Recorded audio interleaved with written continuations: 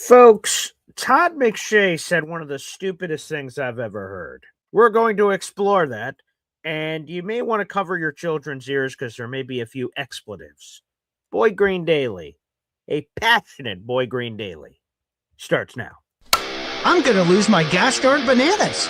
Boy Green Daily starts now. Zoinks! Boy Green Daily, Boy Green Daily, Boy Green Daily. Let's go!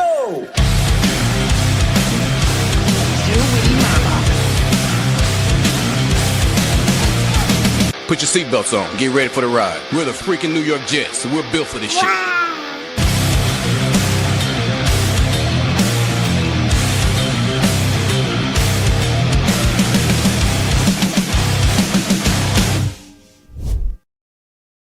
First off, everybody, some pleasantries. Hey, how you doing? Good morning. I'm Paul Eston Jr. Some people call me Boy Green. Feel free if you'd like. Welcome to Boy Green Daily, my lovely abode.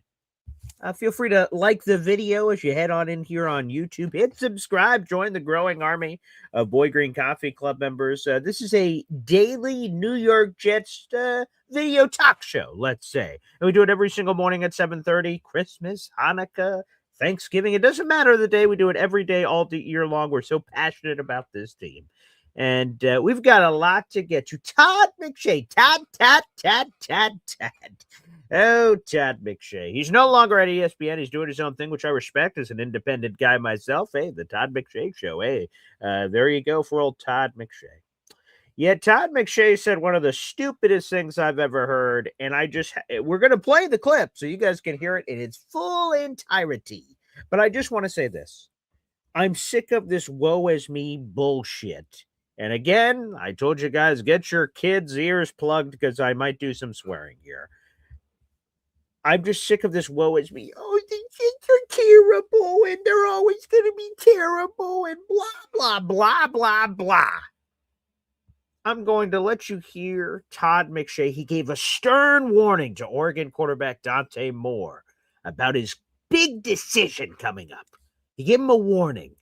We're going to hear that warning, and then I'm going to react to it, and we're going to talk about it here on the show. So without further ado, let's go to the Todd McShay Show. Todd's warning to Oregon quarterback Dante Moore. Careful, young fella. Careful. If you're representing Dante Moore, for as with the Raiders, you know you have an organization steep in history with an owner whose father steep in the, like entrenched in the great history of the NFL, trying to do the right thing, misguided at times, brings in Tom Brady, who can be a source of helping, although this first go round was not pretty. But how much did Tom I feel like next year with a new coaching staff, as we all presume, Pete Carroll will be out and there will be a new staff. Would you or would you not, as the representation or the representative, the rep for Dante Moore, kind of reach out to the Raiders and say, hey, my client's trying to make a decision. We can live with going to 30 of the 32 teams. Maybe it's 31.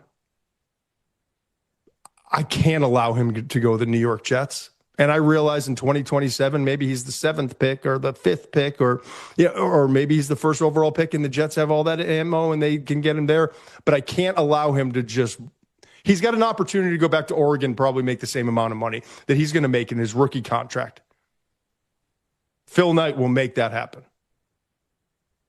So I can allow my client to go back to Oregon and have another season with a new offensive coordinator because Will Stein's going to Kentucky, or you can pretty much promise me that he's going to be the number 1 overall pick.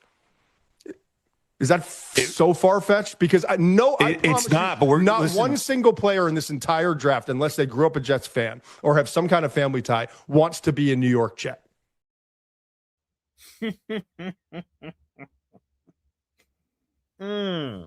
One of the quotes you heard there from Todd McShay is Dante Moore would play for 31 of the 32 teams in the league, but not the Jets. Not the Jets. And as a matter of fact, we all know the Raiders have the first overall pick. Todd McShay's advice to Dante Moore is Dante Moore. I'd call up the Raiders, your representation, call up the Raiders and say, hey, man, can we go here? Oh, we can't. You know what? We're not going to go to the draft. Oh, okay. Okay. Folks, we've got some trivia. I love trivia. Here's some trivia. Over the last 6 years, do you know how many head coaches the Raiders have had? Oh, I've got your answer. 6.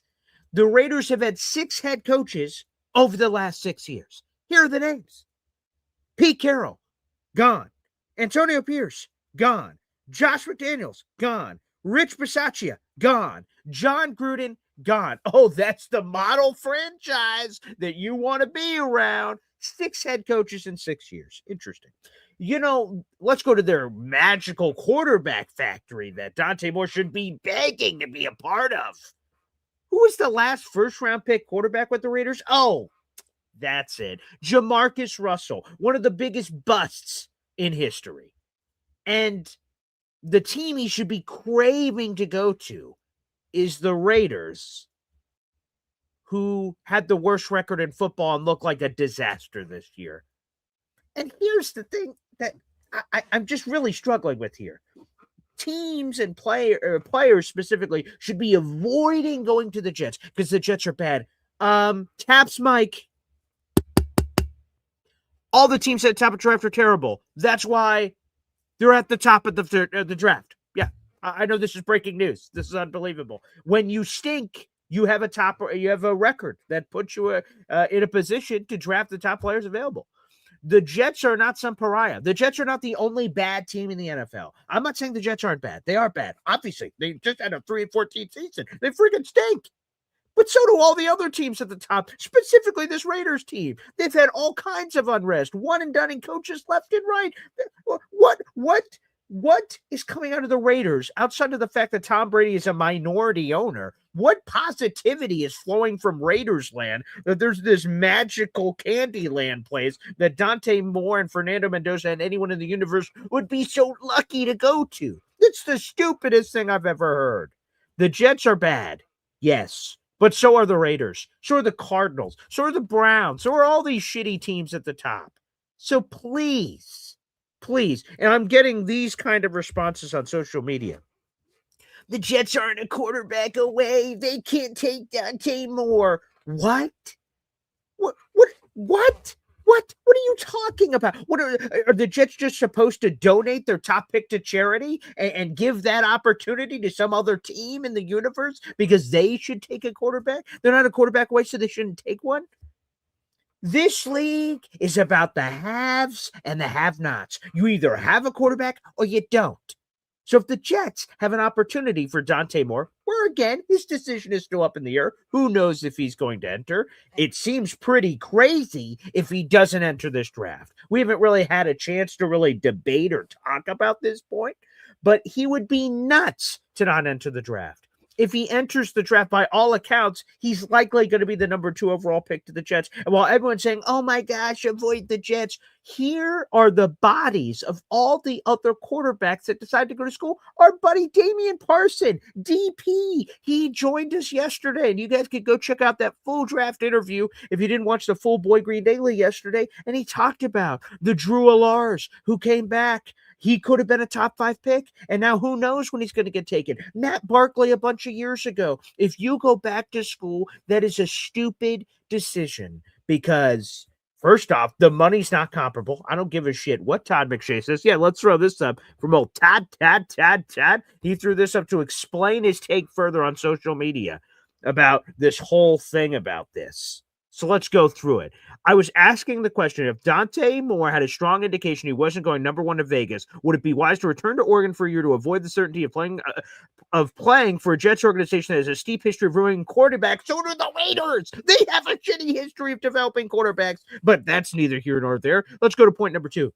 I was also arguing the merits of Dante returning to school due to lack of game experience, which historically directly correlates to NFL success or failure. He could rest on the bench with the Jets. He does not have to start immediately. So I don't understand that merit. Let's go to point C. Number 2 pick this year will make approximately $10 million per year guaranteed. By the way, that's a stupid thing to project out in terms of guarantees. It's about the immediate guarantees. He's basically, if Dante Moore is the number 2 overall pick, he's basically going to get $50 million guaranteed. So don't try to project out $10 million per year guaranteed and look at the money he could make from NIL and look, the gap isn't that big. That's not how it works, Todd, and you know it. And you're just stretching bullshit to try to adhere to your point that doesn't make any sense. It's not $10 million per year. He's basically getting $50 million. It's just massive $30-40 million signing bonus. No possible college is going to meet that NIL money, and you know it. So stop it. Stop it. Stop it right now. That's silly. And who of all people, one of our superheroes, is Brian Costello of the New York Post. Okay, Kaz, who responded to Todd McShay's tweet that I just showed you there on the screen with this. There was chatter in 2021 about whether draft picks would try to avoid the Jets. It's silly. Players dream of being drafted, and no one is going to stay in school to avoid the Jets. You'd also get a $34 million signing bonus as the number 2 pick. Hard for NIL to compete with that. You're right, Kaz. You're right. So I'm just done. I'm just done with the negative shit. Okay? The Jets stink. Yes, they absolutely suck. Okay? But so do every other team at the top of the draft. Specifically, the Raiders is who we're going to hone in on, since they are very likely going to take a quarterback in front of the Jets. And by the way, the Raiders should take a quarterback. If I was the Raiders, I would take a quarterback. But to pretend like there's some quarterback utopia and Dante Moore would be lucky to go there, but for the Jets, it's a disaster. Here's the things for what's going on. Okay? The Jets need to make changes. There's no question about it. I think Tanner Engstrand is safe. I think he's coming back. I think they need a strong quarterback coach. Charles London stinks. Every person out in the universe goes, well, what about Charles London? He sucks. Okay, he sucks. He's a former college running back that was a running backs coach for a long time. And then 5 years ago, he said, I identify as a quarterback coach. And he's been a quarterback coach for the last 5 years. But for what reason? What expertise does he have for the position? Nothing. So he has his presence on the roster doesn't make me feel anything in terms of confidence for developing this quarterback position. So Charles London, goodbye. See ya. Sayonara. And according to Rich Cimini, that is very much on the table that they're going to bring in a new guy there. Phenomenal. So they need to bring in reinforcements around Tanner. I think Tanner stays. You bring reinforcements around Tanner to support and have an infrastructure for a young quarterback. You need to have insulation. I don't care if it's Dante Moore or Fernando. We'll find out over the coming months which quarterback it's potentially going to be. We will see. But the Jets need to bring veterans in, and there's a lot of veterans they could get. They could trade for Mac Jones. They could trade for Kyler Murray. They could trade for Jacoby Brissett. They could sign Malik Willis. They could, I don't know. We're going to talk about every possibility over the next couple of months leading into free agency about what the Jets could do at quarterback. But whatever they do, they should get multiple guys. Bring them in. Make sure your rookie doesn't have to start before he has to. I don't want the Jets to just trade for Mac Jones. He's QB1. We draft Dante Moore. He's QB2. Mac Jones blows out his knee in the first preseason game. We're like, well, Dante Moore, hope you're ready to play quarterback, buddy. Hell no. I want insulation. I want Dante Moore to be QB3. I want other quarterbacks ahead of him so we guarantee that he gets to marinate properly. Now, if Dante Moore blows the socks off and he's ready immediately, okay, great. All right. If that's a decision, you better be right if you're the Jets. But I'd prefer for him to wait and you try to win some ball games with another quarterback and let that guy marinate behind the scenes. But let's stop with this woe is me bullshit. I'm just sick of it. I'm just absolutely sick of it. How do we keep doing this? How do we keep peddling this bullshit and say it's okay? It's not okay. I just don't understand. The Raiders stink, yet the Raiders are immune. And not even immune. Todd McShay says that Dante Moore should try to go to the Raiders. What in the world? And here is the elephant in the room that I've not talked about, but I see it all throughout the comments here. It's that old Todd McShay, Todd, has been throwing some spears at the Jets since they fired his buddy and former college teammate, Joe Douglas. I'm sorry that the Jets fired your best friend, pal. Get over it. We're an NFL franchise that's going to keep moving on without Joe Douglas on it. Call it straight, ref.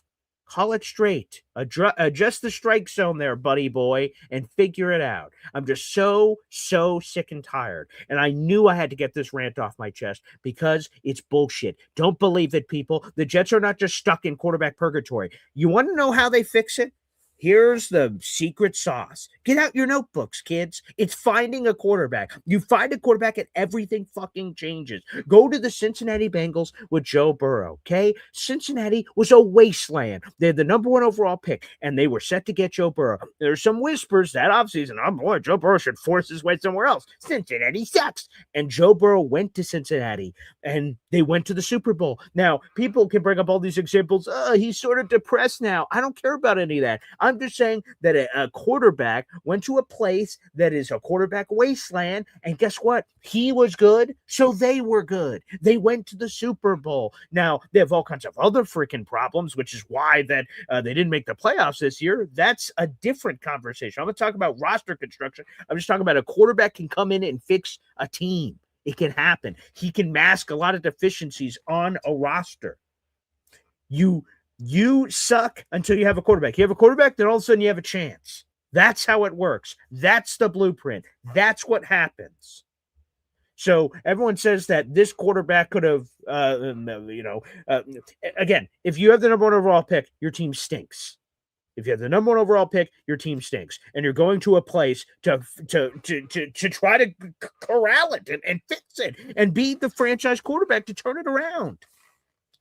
And to pretend that the Jets are just this god-awful, forsaken franchise that's like there's 31 teams and then there's the Jets. To me, that's just ridiculous, nonsensical bullshit, and I'm just not going to have it. I'm just absolutely not going to have it. So let's move on. Let's stop doing this shit. And the fact that people heard that Todd McShay bullshit and they're saying, see, this is why the Jets can't do this. This is why the Jets are this. That's the stupidest thing I've ever heard. So people, grow up, move on. Dante Moore should 100% enter the draft. Jets or not, because there is $50 million waiting for Dante Moore. Go back to school. Here's my I got a warning for you, Dante Moore. Go back to school at your own fucking peril, buddy. If you go back to school and you think, oh, well, sure, I could be the number 2 overall pick, but next year I could be the number 1 overall pick. By the way, how does that make any sense, Dante?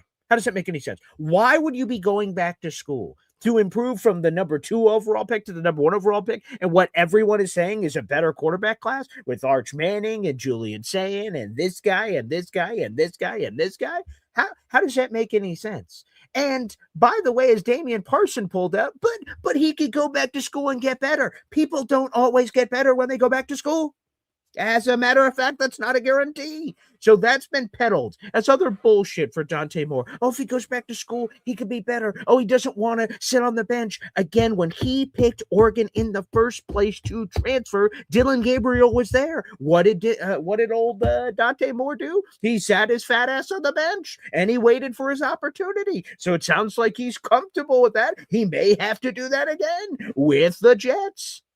So please, spare me on this nonsense, this bullshit that continues to get thrown around. It is just ridiculous. It's disgusting. And I feel bad for the poor Jet fans that were influenced by this and said, yeah, you're right, Todd. We stink. We're not this. Pick yourselves up, lace up the boots, folks, and we are going to turn this ship around.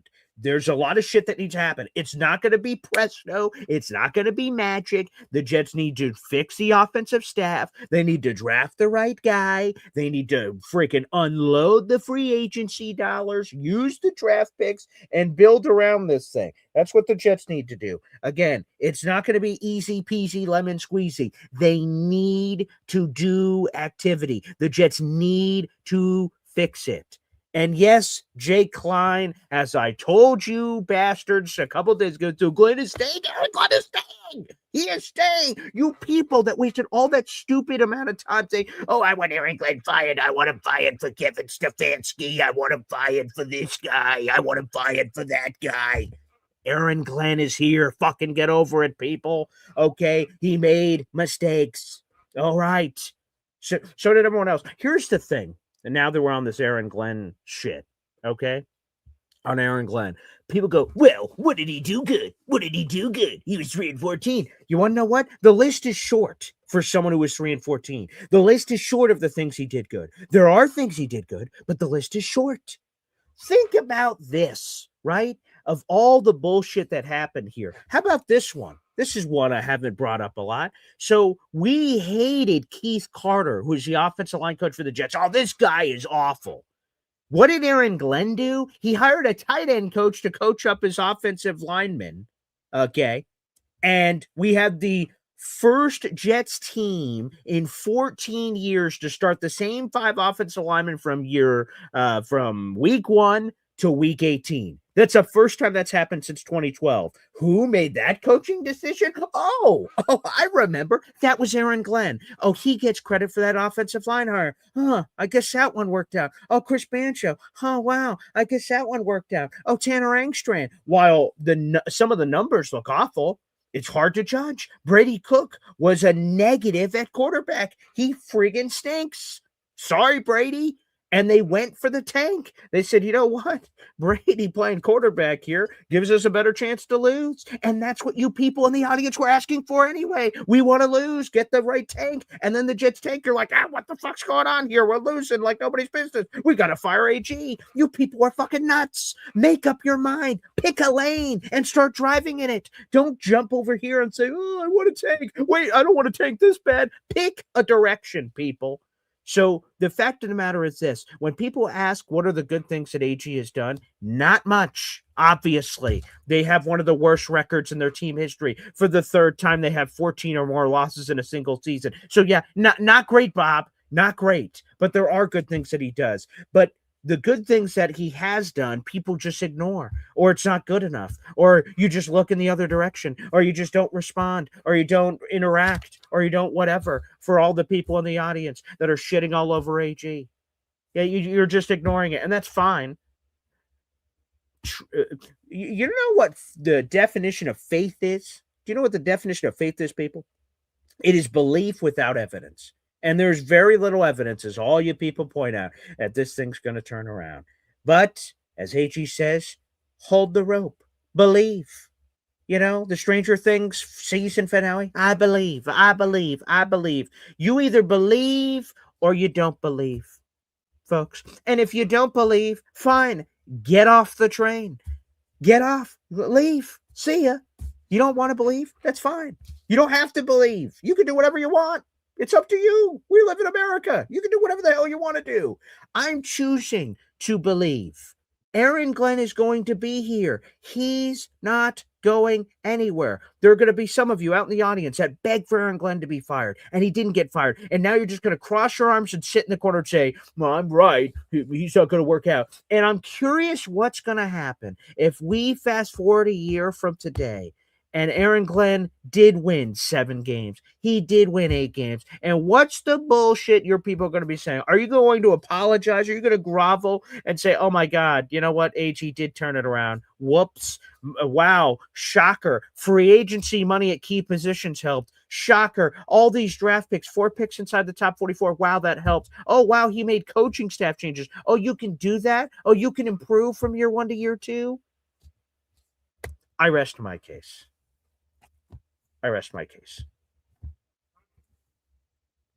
Jake says, Paul, I'm sorry, but this is childish. And I can only even see, Jake, you saying that as you tell Paul, I'm sorry, but this is childish.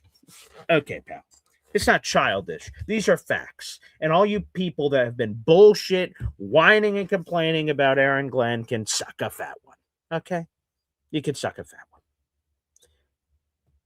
Again, amen. Blessed be he. Apparently, I had to get that off my chest. Shout out to the 300 people in the room. Like the video, hit subscribe. And I appreciate you. We have some super chats and memberships will be coming up. Super chat from our boy, Chef Kevin Gilbert. Appreciate you, Chef. Here we go. Wow. Spicy BG. Let's go, LOL. Earmuffs for the boys and girls. Yes, I hope so. I'm sorry, folks, for all the swearing. I try to avoid that vernacular.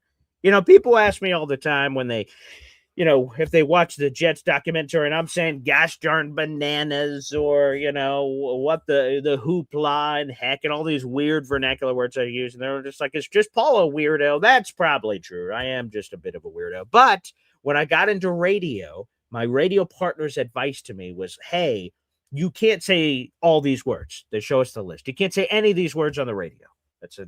You're going to get fired. But you can do one of two things. You can just avoid saying bad words or just talk normal. And then anytime you think you're going to say a bad word, don't. Or you can make fun of the fact that you can't say bad words. I said, what do you mean? Well, it's like, you can't say, which we can say here on the internet, like shit or fuck. But you could say, what the flippin' pancakes or whatever. And I went, wow. And then my brain just sort of took over. And now that's all the vernacular I normally say. What the heck? Gosh darn. And all of a sudden, all these words and things just sort of, merged in my brain space. And now that's how I speak normally when I think to swear, and my brain is still in radio mode. So I don't normally. But that's it. All right, let's add that to your total. Fastest food reviews. Appreciate you. Chef Kevin Gilbert, you now have 2 raffle tickets for our contest. I'll reflect that on the scrolling ticker here soon. A couple of memberships flying in. Jared B., our moderator in the chat. Thank you very much. Here we go.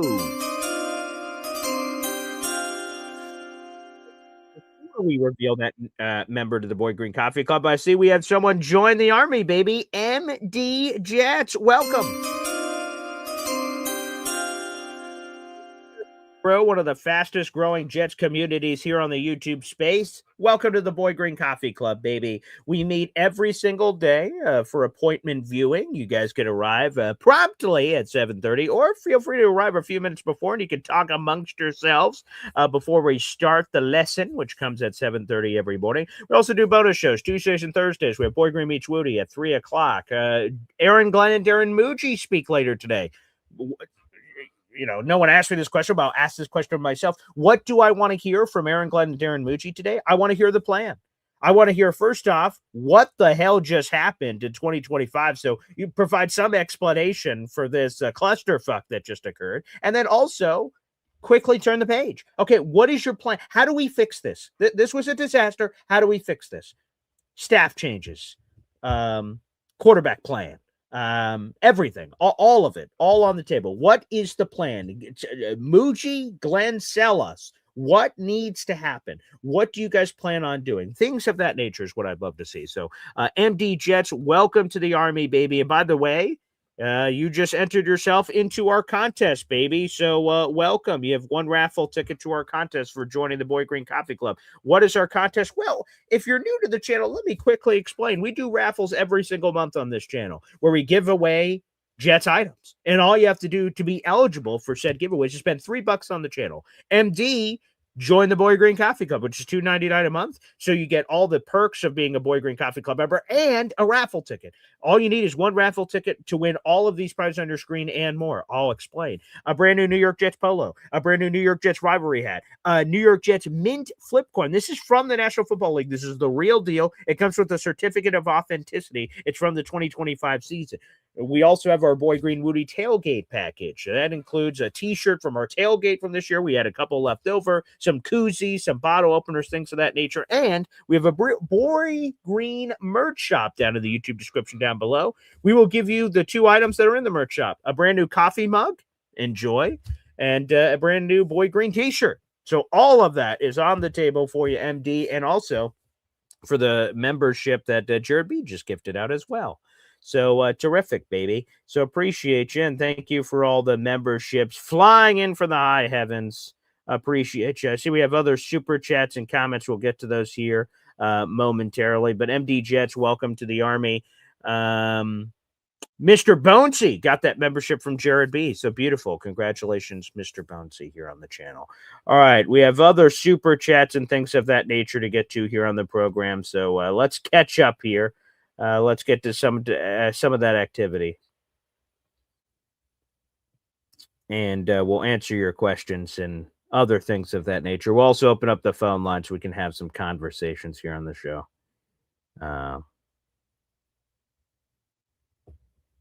Solomon, let's jump over to some Twitter action here. I'll also get back to the super chats. You're so right, BG. The best thing AG did was tanking. It would have been stupid to keep Sauce and Quinn and win 5 or 6 games. What exactly would that have done? I wish AG was so bad the team only won 1 game. Fair enough. We could talk about how they could have had the number 1 overall pick. But yes, that pivot in the middle of the season was an absolute key decision for the Jets. And while it sucked for us in the moment, it sucked for us, as fans, as we're rooting for wins. I assume most of you are out there. That's part of what needs to obviously be flipped and fixed and things of that nature. So there's no question. That was a smart pivot by the Jets. Purgatory is the worst place you can be, right? Like the Vikings, with all due respect, are 9-8. They didn't make the playoffs, but they have like one of the worst picks in the middle of the round. It'll be up to, of course, the team to make the right selections. All right, we have a bunch of super chats here, so let me get to everybody here.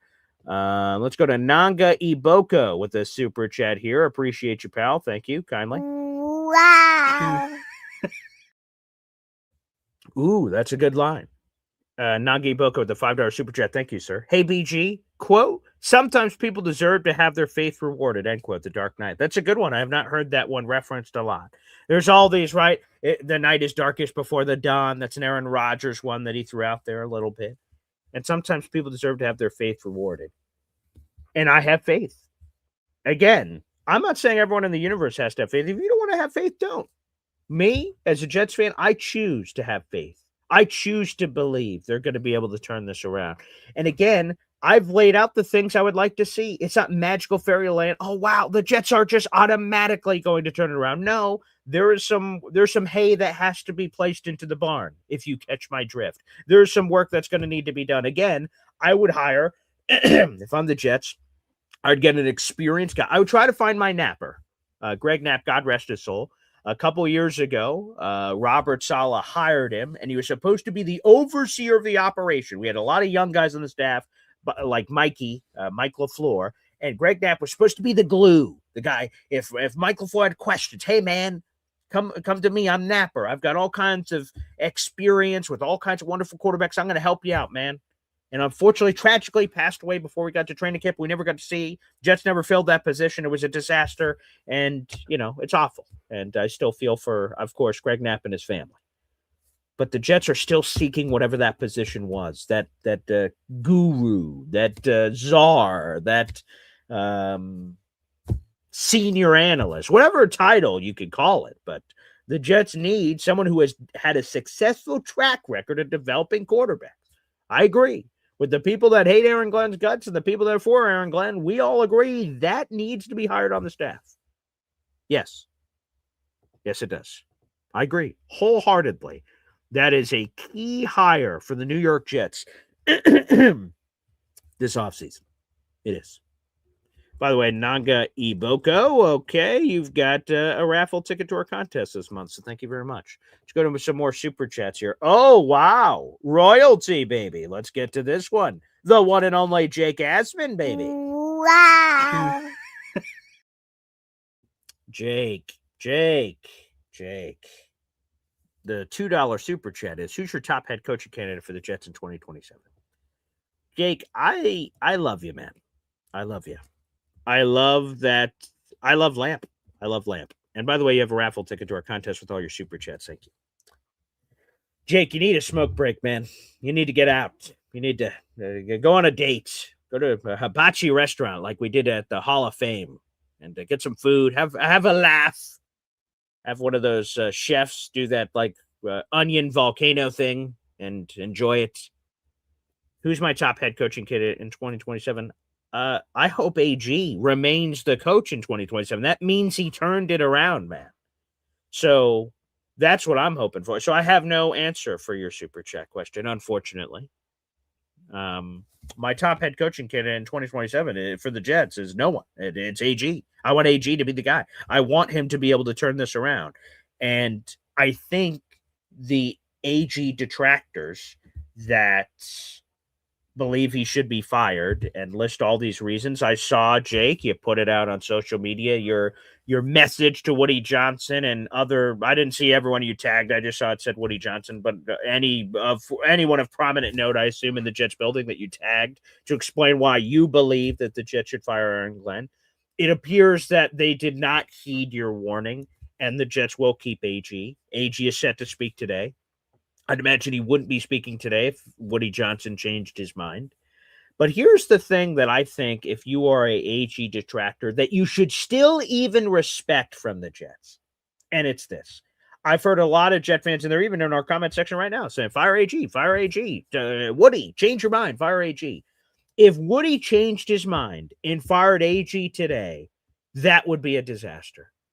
Because that would prove that Woody Johnson was just influenced by public opinion. This isn't a popularity contest. You need to make the right decision. And sometimes the right decision may be unpopular. It's popular to fire Aaron Glenn and spill blood in the streets that satisfy Jake Asman and other Jet fans in the audience that want AG to go.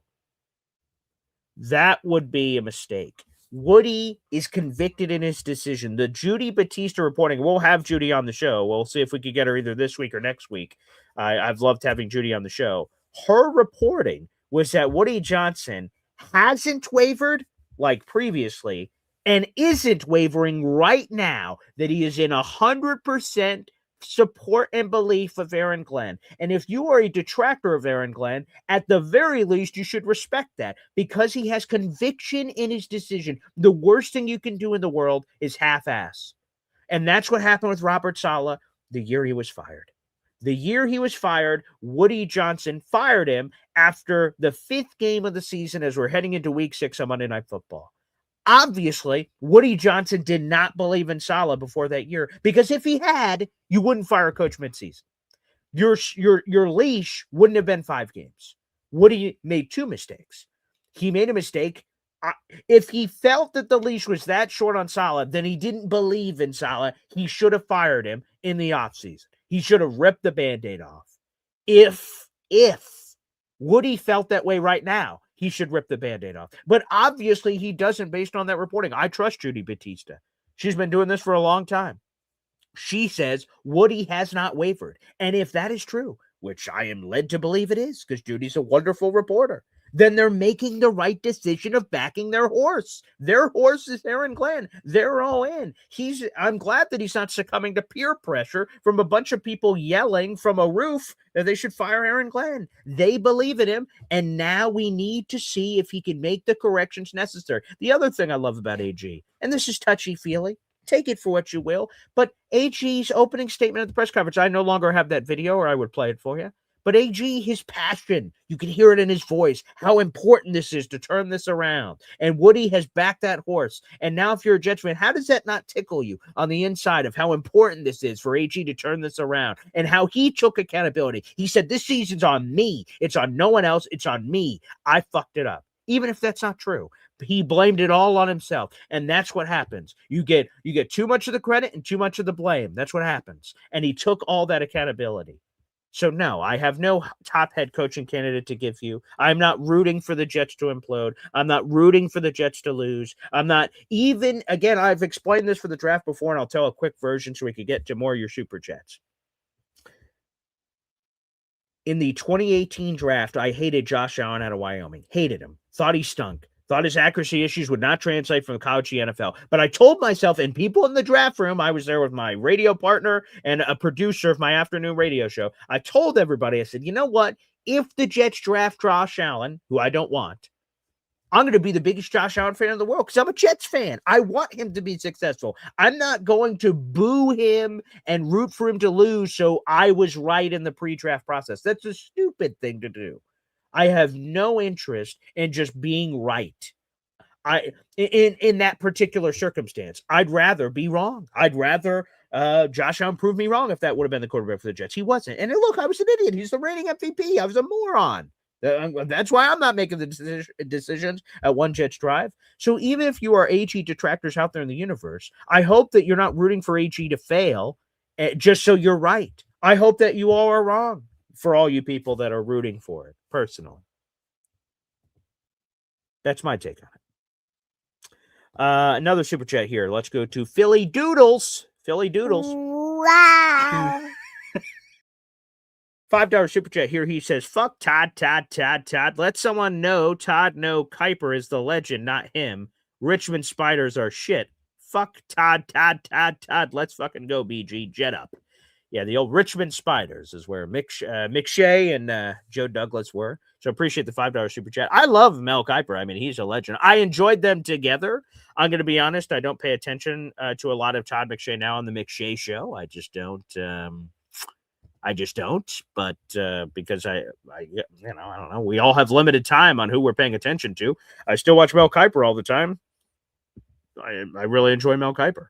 And Todd McShay, I normally respect his draft insights and things of that nature, but I mean, this is just one of the most crazy takes that I've heard in some time. So it seems odd. But Philly Doodles, you're on the board with a raffle ticket. Appreciate it. We have other super chats coming in. Let's go to those. We got our guy Sorry for MVP. Let's get this in here. Let's get Sorry for. Oh, he's got a couple of super chats. Let's get these in here. Okay. Sorry for MVP. $5 super chat. Wow. Jake is right. The reality is we're going to have the same discussion next year. I hope to God I'm wrong. AG looks lost. I hope he finds himself. Jake is right. The reality is we're having the same discussion next year. I don't think that's the reality. That's your reality. Sorry for MVP. That's not my reality, that we're having the same discussion next year. And I'm sure if we are having this discussion next year, you guys are all going to be celebrating in the streets. But I have no interest in that reality. I am a guy. Hey, we all learn different things for different people. Aaron Rodgers, one of the things I learned from all day, Rod, when he was here, is manifestation. And what does that mean? That means, you see something and you say it in your own head, you will it into existence. You manifest it to happen. And what I'm manifesting in my brain is for AG to turn this around. That he's going to turn this around. And I visualize it. I can see it. I close my eyes at night. And I'm like, yes, there's Aaron Glenn turning this around. Here's Aaron Glenn doing the Who Wants to Fly with Them effing Jets. Hopefully 8 or 9 times next year. Hopefully a playoff drought is ending in our near future. That's what I'm manifesting in my brain. That's what I'm thinking about at night. That's what I'm thinking about during the day. That's what I'm thinking about right now on this show. He's turning this around. And in terms of the AG looks lost, again, the fact of the matter is this. The Jets did get blown out a couple of times at the beginning of the season. Week 2, Buffalo, they got blown out, was not close. Week 5, the Jets-Cowboys game they were blown out, that was not close. But Pittsburgh was that game right on the balance. There's a game. Tampa was in the mix. It took a crazy comeback, but it was in the mix. If Tyrod Taylor doesn't throw that shitty half-court terrible interception late to his left, that who knows what happens with that game. The Week 4 Monday Night Football game, Isaiah Williams fumble, unfortunately, turned the game. The Jets make an epic rally at the end, but not enough. So there was these games, and then after Week 5, Week 6, and Week 7, the defense holds the opponent to 13 points, and we somehow lose those games before things turn around in Week 8. So AG looks lost, this quote-unquote statement that happens here. And if your looks lost, you're pointing the laser pointer at the final 5 weeks of the season. I don't think that's a proper representation of the Jets, to be candid. I don't. There was all those close games in the first half of the year that they were involved in. And then the final 5 weeks at that point, the Jets had rolled over. Whether you agree with it or not, the turtle rolled over on its shell and said, hey, this thing's over. And losing by 100 points or 1 point, they're losses. And we are tanking. And you can't say that as an organization, but they were. I mean, look at the charts, look at the data on Brady Cook. I mean, he was god awful, but the Jets knew what it meant to put Brady Cook out there, and they accomplished the mission of losing all these games. So if the look lost thing has anything to do with the final 5 weeks, I don't think that's a fair representation of AG. Oh, look at AG with Brady Cook at quarterback. Oh, he's terrible. Okay, who wouldn't be terrible? Put any Hall of Fame head coach there, Brady Cook, they'd be terrible too. So that's where I'm at with that. I see we have a follow-up super chat from Sorry for MVP. Appreciate you, Sorry. Wow.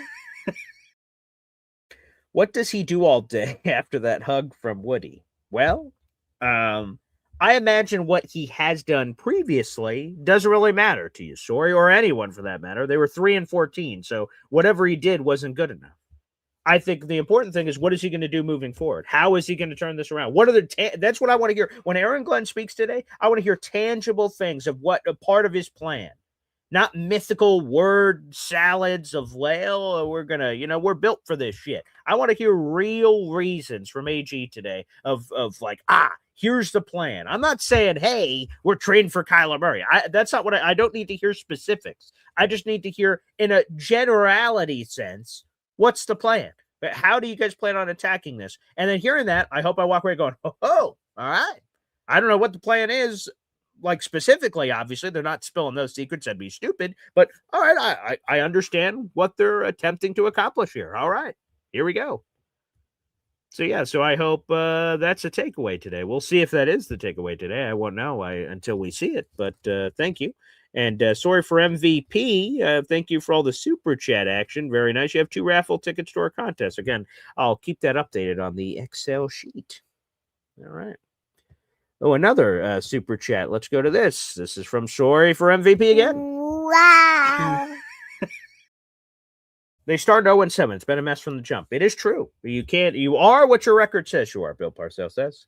You are what your record says you are, which, by the way, a 3rd raffle ticket for you. Sorry for MVP. Thank you for all the super chat love so far. Appreciate that. Yes, no Jets coach has ever started 0-7. That is true. That is true. There was a lot of close games here that just didn't go the Jets' way. Again, week 1, Pittsburgh.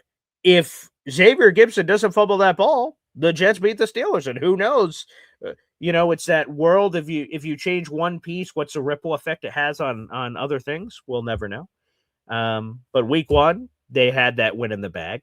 Week 3, they had every opportunity to win that game. Week 4, at the end of the game, they had the chance to win that game. Week 6, they had a chance to win that game. Week 7, they had a chance to win that game. So while, sure, you are what your record says you are, and you were 0-7, but to pretend as if the Jets were getting their teeth kicked in the same way that they were the final 5 games of the season is not an accurate representation. I don't know if that's what you're saying, sorry, but just from my perspective, the Jets were in all these games, and then they lost them. So... And hey, AG made a ton of mistakes, a ton of management mistakes. And the thing I would say, and you guys will for detractors, I'll probably call it excuses, but you don't know how to be a head coach until you're a head coach. It's not pretty. There's no how-to guide.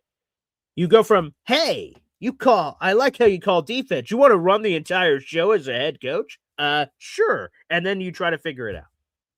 So, it's an inexact science, and mistakes are going to happen inevitably. Now, let me see if I missed anyone else here. Yep, got you, Philly. All right, we'll open up the phone lines in a second here too. Let me see. I just want to make sure I didn't miss anybody. Let me make sure I didn't miss anybody here. Yes, I'm very passionate today because the Todd McShay thing pissed me off, man. When we pretend like the Jets are the only bad team in the league, that's just ridiculous. It's stupid. It's not true. The Jets are bad. I'm not pretending the Jets aren't bad. That's not what I'm saying. And if that's what you got out of this rant, then I'm sorry. You need to fix your ears because I'm not saying the Jets aren't bad. I'm not naive. Okay, Jets are terrible, but a lot of these other teams are terrible. Specifically, the Raiders. They're god awful. So if Todd McShay's advice is for Dante Moore to avoid the Jets but go to Las Vegas, then that's terrible fucking advice. He stinks. The Raiders suck. So come on, man.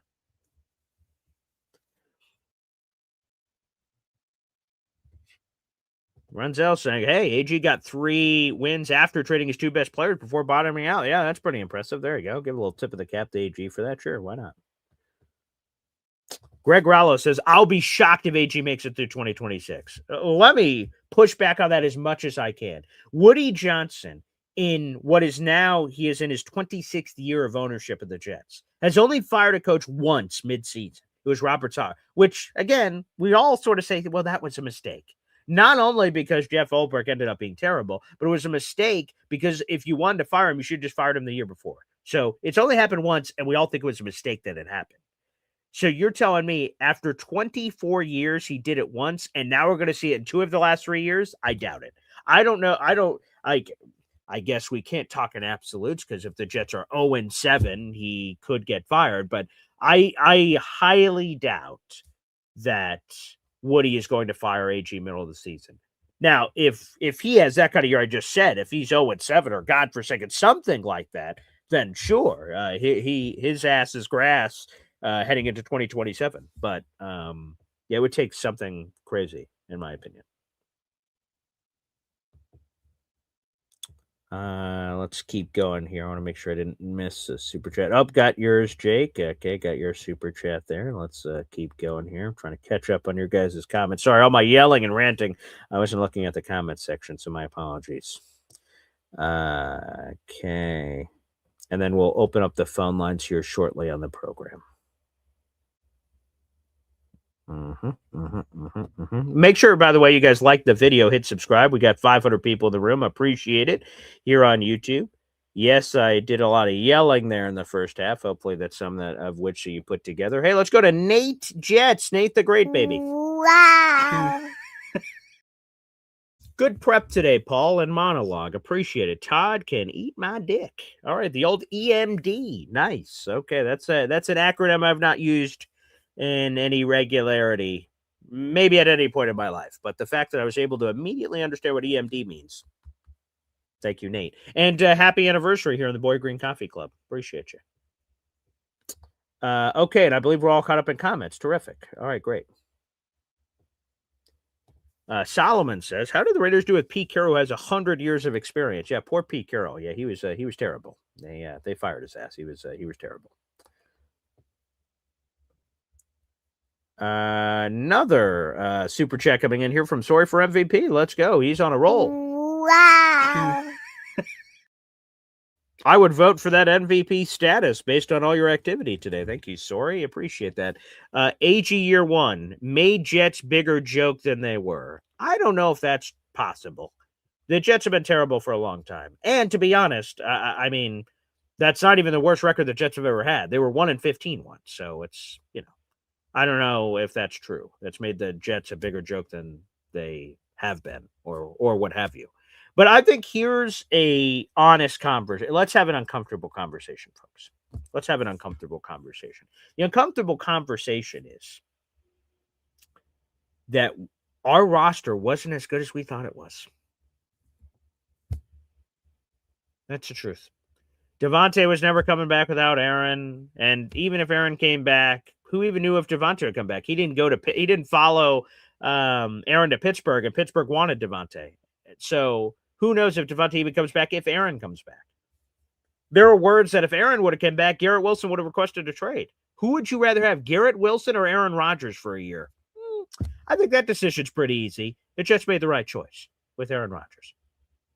So to be a bigger joke than they were, and to me, sometimes you got to fall on your face to get back up and rise on up. And I hope that is the path here for the Jets. I don't have a crystal ball, but I hope that is the path here for the Jets. And there was some pain here that's been going on. But when you look at the evaluation to me, I thought getting rid of Aaron Rodgers was the right choice. I know there's a lot of Aaron Glenn detractors out in the audience that are probably pelvic thrusting. Look at the Jets quarterback you dumped. He immediately goes to play for the Steelers. Jets losers. Folks, let's be honest here. Let's drop Aaron Rodgers on this team. How many more wins do the Jets have? How many more wins do the Jets have? 2? 3? Okay. So the Jets are, instead of 3-14, they're 6-11. So we're picking 9th, 10th, 11th, and we still miss the playoffs? And Aaron Rodgers is then contemplating retirement the entire offseason again? Yeah. No fucking thanks, buddy. Okay? Good for him. He's in the playoffs. Jet fans, you can root for him. You can not root for him. Do whatever the hell you want. I don't care. But, what was the other possibility? Aaron Rodgers and Aaron Glenn would have never meshed. Who knows if Devontae Adams even comes back? Probably not. Didn't even follow Aaron to Pittsburgh anyway, so he probably wouldn't have come back either. So we would have had a lot of the same problems. Is Aaron Rodgers better than Justin Fields? Obviously, yes. But how much more? I don't know. Again, what are we talking about? 3 or 4 wins? And even still, that's not enough to move the needle. So a bigger joke than they were. Well, the Jets have the number 2 overall pick. Let's see what they do with it. Moving on from Aaron Rodgers was the right decision. Okay, Justin Fields didn't work out. I didn't think the choices were that great, to be candid, available in the offseason for the Jets to choose from. So I just think we need to have some uncomfortable conversations where maybe we as fans and team and media and everything overrated the talent. We thought it was this, and maybe it just wasn't. And the talent that was worth the damn, we traded for a cajillion first-round picks.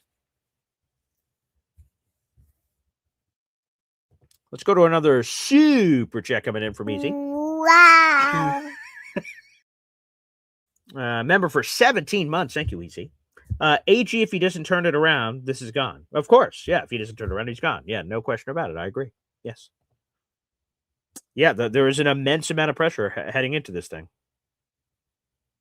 Another super chat coming in here. Let's go to Big Country. Wow. Big Country here says, thank you for the $10 super chat, by the way, Big Country. Thank you very much, sir. Very nice. By the way, you're up to 6 raffle tickets, tied for our first place lead for the contest this month. Thank you for the support. BG, I think the thing is we're just scared because we feel like it's just going to be the same old Jets. And you said the quarterback makes a team. Didn't we have Aaron Rodgers? Did I say a quarterback makes a team? Didn't we have Aaron Rodgers? I'm not sure what your real question is there, but I would just say this. Again, Aaron Rodgers, if he was on this team, maybe we win 3 or 4 more games. Maybe. 4 might be aggressive, probably 3. So a couple of the close games he flips. Okay. I mean, he didn't flip them last year with the Jets. In those situations where Aaron Rodgers had a chance on the line to win the game, he lost. Week 6 Buffalo. That Monday Night Football game where he had a chance for first place, the old red line game. Lost. Vikings, London, lost. There was all kinds of games at the end that Aaron Rodgers could have won it for the Jets, and he didn't. So we all lament. We get rid of Aaron Rodgers, and he does it for Pittsburgh, beating Baltimore last second because a kicker missed a field goal that he hadn't missed all season. Misses it. Steelers euphoria, Steelers elation. I don't think everything is put into a box in that form or fashion. But to address the scared thing, of course, we're all scared, I would say, of the Jets because it's been 15 years. That's a long time. That's a decade and a half. There are 15-year-olds walking around the planet that have no idea Jets and playoffs, what those two things mean. They're like, what? Jets, playoffs? What the hell does all that mean? What is that? What does that mean? What is that? Playoffs? Are you talking about the playoffs? A lot of 15-year-olds have no idea what that is. Thanks, Grandpa. Appreciate that.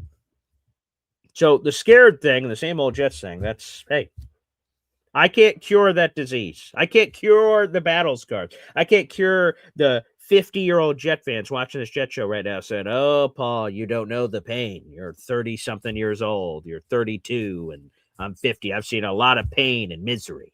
I'm sure you have. I can't cure the same old Jets thing. We have to look towards the future and one brick at a time, and try to turn it around. Again, my quarterback plan for the offseason would be such. If Dante Moore enters the draft, which again, he'd be bonkers not to. He enters the draft, it's easy peasy, lemon squeezy. The Jets get their quarterback with the number 2 overall pick, and then you build the fuck around him. You have an offensive line that I like. You got Garrett Wilson. You have Breece Hall at this moment in time. We'll see what happens. You're going to get him another wide receiver 2, wide receiver 3. And to me, I wouldn't start him immediately. I'd trade for Kyler Murray. I'd trade for Mac Jones. I'd trade for Jacoby Brissett. Whoever. We can all debate who that guy is. But a veteran guy that has done it, he started a bunch of games, and he can try to win you games while you're developing your guy behind the scenes. And again, to make sure 2023 doesn't happen again, I'm not getting Mac Jones, and Dante Moore is one injury away from getting on the field if I want Dante Moore to rest. Now, if I don't, and I'm like, you know what, Dante Moore could start right now, but we're going to start the other guy, and then he gets hurt and you put him in, fine, if that's what happens. But again, my preference is the Jets have fucked up so many quarterbacks from putting them out too early. So if we save them extra, okay, that seems to work for Tyler Shuck this year. Bunch of Spencer, I don't even know, like Tyler Shuck got maybe 7 games or something on the back end of the season, which means like Spencer Rattler started over the first half of the season is my recollection. I'm not, this isn't Saints Daily. I don't fucking know. But whatever it was, like Tyler Shuck waited a long time and then get on the field. And from everything I hear from that Saints front office, that was purposeful because they wanted him to wait. They wanted him to marinate. You can't marinate too long. So, that's what I'm saying. So again, my quarterback plan, if I'm the Jets, is I get a proven veteran, and then I'm insulating the position even more. I'm trying to find whatever that QB2 is. Maybe it's a Malik Willis. Maybe I sign Malik Willis and I don't know. Trade for Jameis Winston. I'm making these things up just for example. And then those two battle it out. One of them is QB1, one of them is QB2, and then Dante Moore's QB3, and then you let that guy marinate, and hopefully the quarterback infrastructure you hired are working with Dante Moore and letting him view it from the sideline. Hopefully that's what's happening. Yeah. But appreciate it. Thank you for the super chat. Let's see here. Did I miss any other super chats or comments coming in? I did. Okay, NC Green. Let's go to NC Green here on the program. Here we go. Wow. We'll see how NFL perceives AG by his new hires. Sure. Right. Let's see. There are some people out there in the audience that believe AG is going to struggle to hire quality guys because people view him apparently as a lame duck coach. Interesting. Let's see who they hire at defensive coordinator, right? There's a lot of names out at defensive coordinator could be available, right? Raheem Morris, Jim Schwartz, Jonathan Gannon, Wink Martindale, Jim Leonard. Like, there's all these names, and maybe the Jim Leonard one, I think a lot of Jet fans would like it, but I wonder if we'd get the credence, respect for it, because they'd be like, he knows Sean Payton, he knows this. But if he gets a quality defensive coordinator, I think that's going to say to a lot of people, whoa, all right. I didn't know. And some people are criticizing and wondering, can he get a quality defensive coordinator in here? Like, why would they take this job? This job is so unattractive, some people say. So let's see what happens. I don't know what's going to happen. Let's see together. By the way, a 7th raffle ticket for you, NC Green. And then offensive staff-wise, that's such a critically important hire. Charles London, if you want to reassign him so he's getting you coffee in the morning, so be it. I'm not just going to advocate for random people to get fired.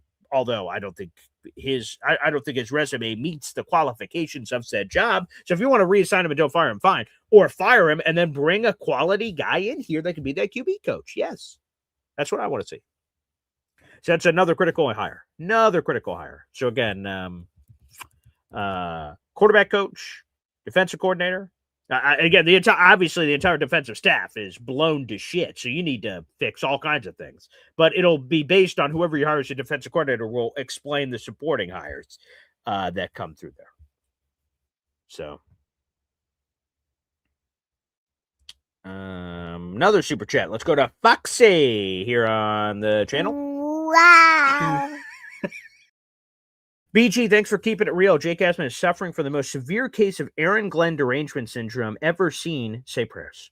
Yeah, I mean, again, I love Jake, but I can't remember who, some random Jets fan on Twitter screen grabbed, they searched Jake Asman and like Aaron Glenn, and then they screen recorded and then scrolled. And it showed like hundreds of Jake Asman responses to people asking the same question over and over again, where he would say, hey, what does Aaron Glenn do well as a head coach? What does Aaron Glenn do well as a head coach?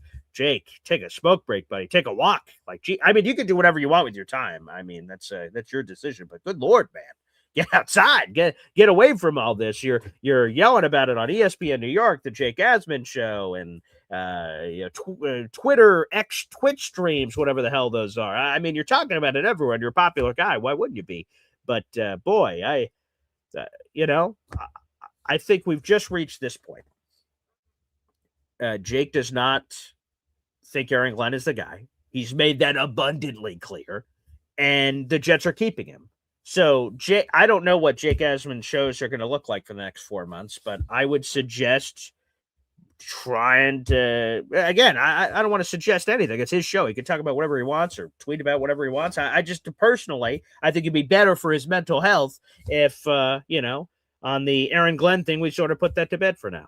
And again, just hope that he makes the right changes and makes the right things of that nature. Like, I don't know. Like I said, I don't want to tell him what to do. He doesn't care what I think about what he should do or what he shouldn't do.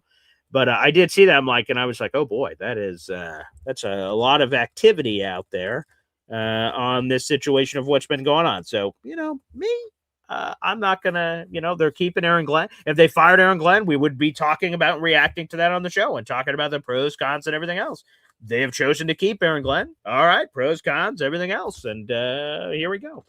So, yeah, I just tried to get it off my chest because this is something that's been bubbling under the surface. And then the Todd McShay thing threw it over the top for me.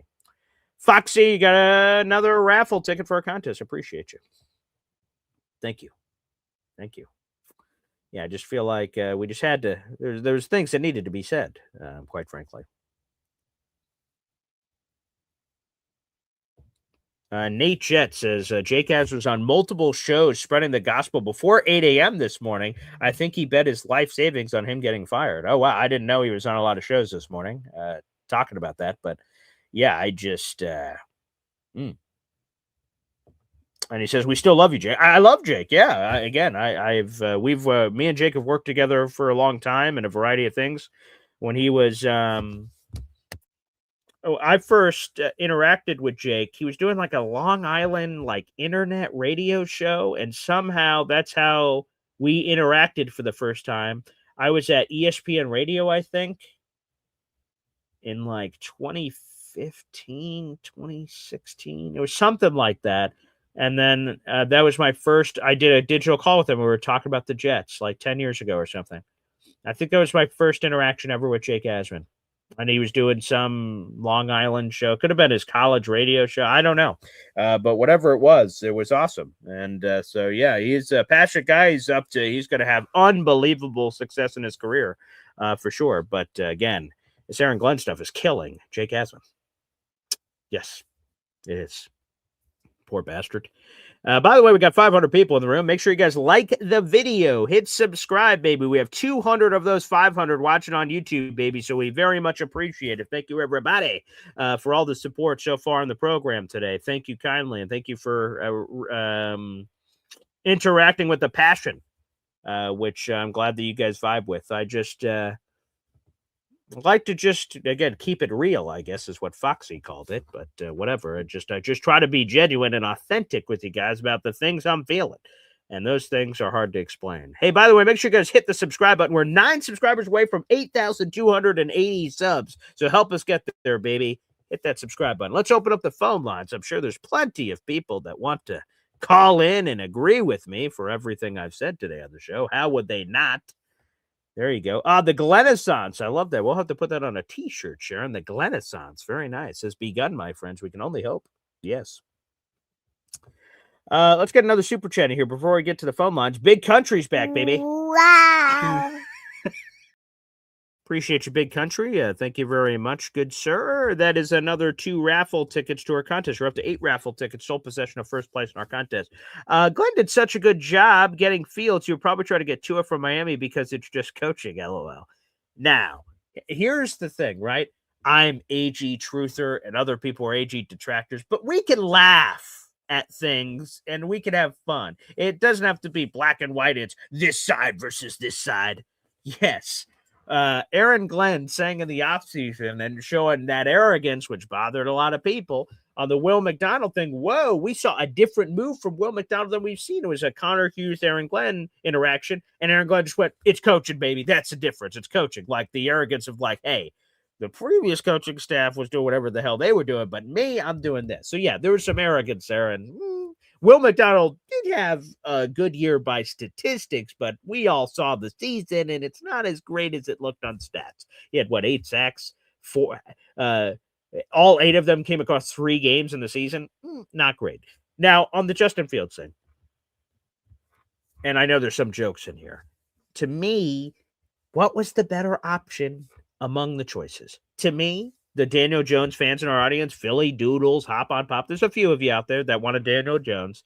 To me, he was never coming back to the New York market. Do I know that 100%? No, I did not call Daniel Jones and get his insights on his free agent decision. But my gut told me he was never coming here. Sam Darnold, as much as I wanted Sammy back, I wanted Sammy back bad. A lot of you in the audience didn't. I wanted Sammy back, but realistically, he was unlikely, unfortunately, to come here. So The other, according to Connor Hughes, okay, so take this for what you will. Connor Hughes said the three quarterbacks in the Jets conversation this past offseason, and I think this is less about Glenn, I think this is more about who the options were, but nonetheless, I'll read them, okay, was Justin Fields, Carson Wentz, and Marcus Mariota. Those are the three choices for the Jets. Who? Jesus. Now, Justin Fields is the most intriguing 26, and I got excited about it. I'm like, ooh, upside. Ooh, the 6 games for the Steelers. Ooh, maybe we can extrapolate that and be this, that, or the other. Carson Wentz ended up playing games for the Vikings. He was terrible.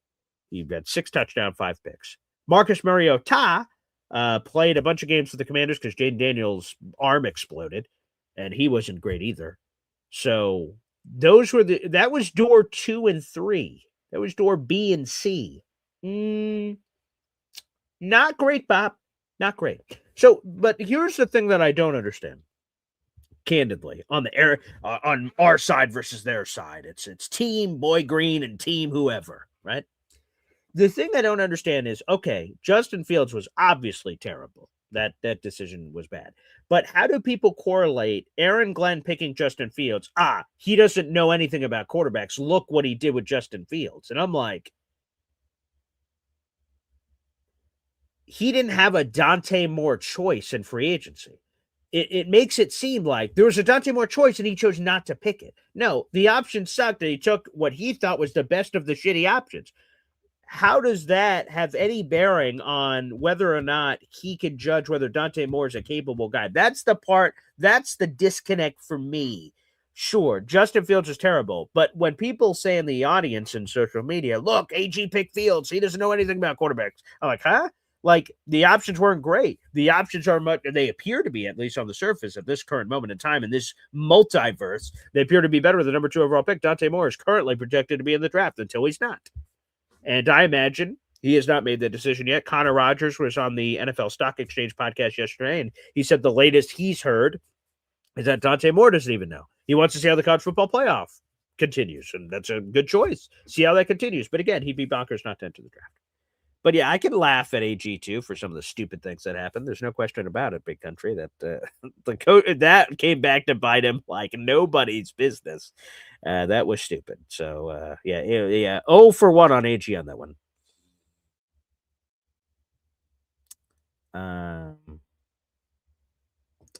5 memberships. Nate the Great, baby, with a 5-pack of Boy Green Coffee Club memberships. Let's go. Oh, yeah, baby. Every time we get 5 memberships or more, well, let's hear from our buddy Kevin James. Kevin James. I just got 3 things to say. God bless our troops. God bless America. And gentlemen, start your engine! And I just want to say this, that Kevin James is a dear friend of mine. Kevin James is a dear friend of mine. He really is. He certainly is. It gets me emotional talking about it. So, Kevin James, you're a dear friend, Kevin James. You're a dear friend. And we appreciate your friendship on the show. Yes. Let's read those 5 new members to the Boy Green Coffee Club. Appreciate you. By the way, Nate the Great jumping into first place in our contest with 10 raffle tickets so far this month. Those 5 memberships, by the way, went to New York City Camper, Anderson Simpson, Break Forever, Daniel Ruth, Mustafa. You guys are all now members to the Boy Green Coffee Club. Thank you very much. Thank you, Nate the Great, for that gifting of 5 memberships. Got a super chat shout out here from our girl Sharon, baby, member for 16 months. Wow. Eeny, meeny, miny, mo. Yes, Sharon, appreciate that. Pick 'em. Eeny, meeny, miny, mo. Yes, sir. Appreciate that. All right. We got more activity. Number 1 Austrian Jet fan gifting a Boy Green Coffee Club membership. Let's bleep it go. Appreciate you, Austrian. Let's ride, baby. That is your 5th raffle ticket so far this month. The scrolling ticker is not accurate to all these memberships flying in. I'll have to catch up on those in a bit. That membership, by the way, went to Packers Gamer. Packers Gamer. Welcome to the club. Baby, appreciate you, our number 1 Austrian Jet fan. Here we go. All right, everybody, let's do it. I've delayed far enough. The last thing is this. This is our raffle ticket prizes for this month. Again, we're giving this away on February 1st. Brand new Jets pillow, brand new Jets hat, mint coin with a certificate of authenticity for the National Football League, part of our Boy Green Woody tailgate package, and the 2 items from our Boy Green merch shop. If you guys want a chance to win all of those fun items, all you have to do is spend $3 on the channel. If you're watching on YouTube, there's a money sign. Click that. Super stickers, super chats, gift channel memberships, or purchase a Boy Green Coffee Club membership yourself. We'll play a HEP timeout. If you guys would like to call in, it is now the time to do so. Oh, this should be interesting. YouTube is the exclusive place to call into the show. We are streaming live on Facebook, YouTube, and Twitter. We do get the YouTube replays for people that watch us later that don't wake up early in the morning. That's also cool. And to the audio-only listeners, salute our roots. That's how this Jet show started, where people didn't have to look at my face. I know some people prefer that was still the case. You guys could still have that reality wherever you listen to your podcast. Have time out. More coming up after this. 1, 2, 3. Whoa! Boy Green, fucking daily, fucking daily, fucking daily. Talking Jets football, man. All right. Boy Green daily, fucking daily, fucking daily. The New York Jets Football Club. Offense, defense, special teams, watch Jets football with Boy Green. Everyone, J-E-T-S, Jets. Boy Green, fucking daily, fucking daily, fucking daily. Talking Jets football, man. All right. Boy Green, fucking daily, fucking daily, fucking daily.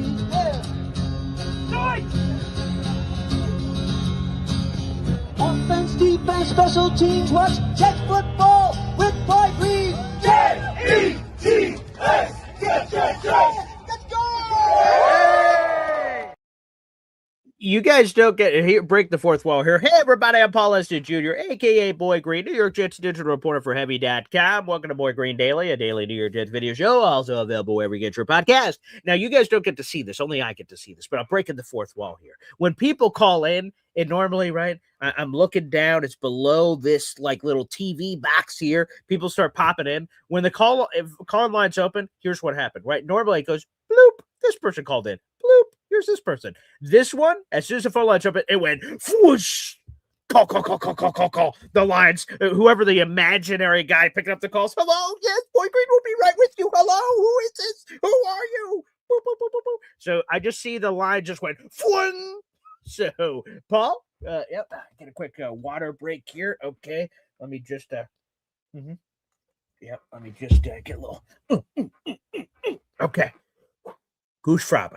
Let's go. Let's dive in. Let's get the scuba gear on. Let's go into the deep end of the pool. There is, how many are there? 1, 2, 3, 4, 5, 6, 7, 8, 9, 10. Well, I'm sure all of you are saying, Paul, you're a handsome son of a gun. Ah, shucks, thank you. You too. All right, let's dive in. We'll start off with Philium. Paul, that was great right there. I mean, I was laughing my ass off while you were saying that. I knew it was going to be one of those days with the phone calls. I appreciate you grabbing me right away, honestly. Yes, sir. First thing I want to say is, are you getting enough fiber? No, definitely not. Because you sounded a little cranky this morning, my friend. Sounded a little back. Maybe things are a little backed up there. Wow. A couple of years now, about a year and a half or more that I've been watching the show, I don't think I ever saw you go on quite that tirade. Like, man, you were fired up, my friend. And it was pent up. So there was, to your point, some fiber issues because, right, I saw that Todd McShay thing like 10 minutes after Boy Green Daily ended yesterday. So it just, I'm making breakfast or something. And I'm like, oh, Todd McShay said something about the Jets. Oh, it's going crazy on Twitter. Oh, let me see. Let me get, what is this all about? And then I'm like, son of a, I'm just making bread. And then the family's like, Jesus, Dad, what's wrong? I'm like, get away from me. And so yeah, that's been stewing for a while, apparently. Yeah. Yeah, I felt it, man. So the only thing I wanted to say about Aaron Glenn, I've been kind of listening all week with all the back and forth, and going into this year, way back last summer when we were talking about Aaron Glenn, whether we should get him, I was one of the first guys on board with him. I was on board with Justin Fields. I was all excited, and I used the word optimistic, that I was super optimistic this year. And obviously that optimism was ill-placed. I think what I'm feeling now is, 60 years of Jet stuff pent up. Yeah. All that, the woe with me, as you put it. I think it's really about, if we were, 6 or 7 win team, we didn't have all this draft capital, we didn't have all of this money, I might be a lot more on, hey, you got to give the guy another year. What concerns me is we have this unique opportunity where we have the draft capital and we have the money. And is this the guy? That's really where I'm at with this. And you have to say he has not looked good this year, right? Sure. I know you've really labored, in my opinion, to point out a handful of positives. God bless you. That is your way. There's been an awful lot to be concerned about. Right from the get, the arrogance and attitude really rubbed me the wrong way, like right out of the gate. And, the stuff with Rich Cimini, ask Rich, who's hurt. I mean, there's a lot to be concerned about. And now the contrition of this is on me, after basically saying, fuck you all year, doesn't sit well with me. So I'm just concerned. I'm not saying we should fire the guy. I'm saying I'm really concerned. And I feel like we have this amazing opportunity right now. So the only thing I would say is, if there was a guy, if there's a John Harbaugh suddenly available, that's a pretty tough call for me. So, that's all I kind of wanted to get in on there, and, get yourself some Miralax and an aspirin. Well, 2 things here. I want to grant someone's Make-A-Wish down here to be on the phones with you at the same time. We'll do that in a second. And it's funny, you mentioned how you could potentially be feeling different, where the Jets are with all their extra picks, are sitting at 2, and the trades that happened, and how you feel versus what you would have felt if they were 6 wins, 7 wins or something, and they would have done the other way, but maybe they wouldn't have had all these crazy assets. I feel the opposite. The fact that AG has all of these weapons, we'll call them, in this ammunition war, and now that they have the number 2 pick and can organically get the quarterback, I'm going to be honest, when the Jets made the Sauce and Quinnen trades and all year we're floating around, whatever it is, 5, 6, 7, in my mind, I had already traded the Colts first round pick because I said, we need that to move up. So the fact that we no longer have to do that, I'm like, holy crap, we've got these assets to build around. It makes me excited about AG, that he's got if he can't do it with these tools, and maybe to your point, if you blow the tools, then you don't have them and then you lose. But the fact that AG has these weapons, to me, excites me, because he can, whatever his vision is if he can't do it with all this, he's never going to be able to do it. So that won't be the excuse if he didn't have the pieces necessary with money or draft picks or anything. That sort of revs my engine, gets me ready for this thing. Said, yeah, baby, here we go.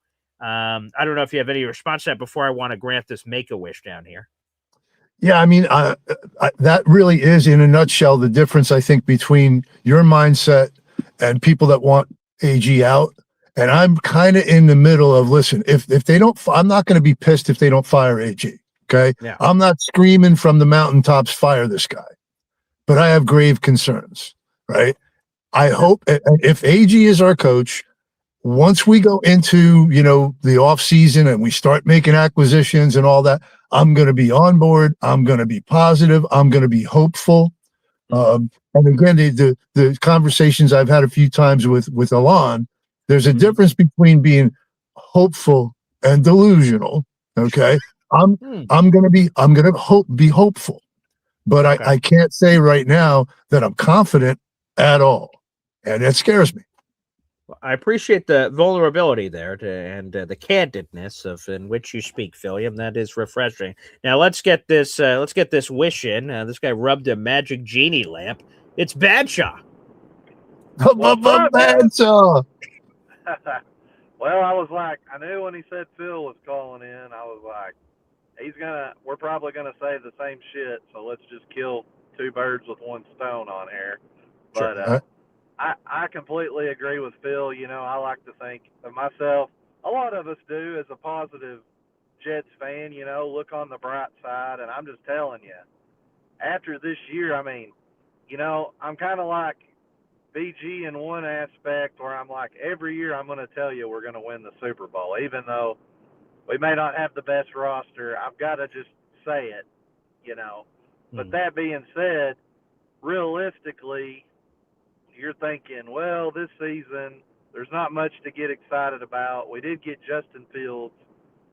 And I will say with the one thing Aaron Glenn did from the get-go, because he wasn't my favorite option. I know he's a Jet, you know, that being said, but one of the first things I really liked about him was, you know, they got Rodgers in, and I felt like he was pretty much like, look, are you in on this season?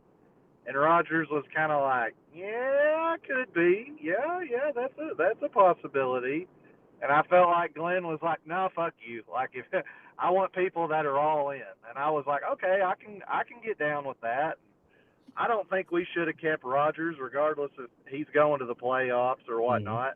Mm-hmm. It would have just been a few more wins this year, if that. And he may not have even been able to do it for us. I don't know.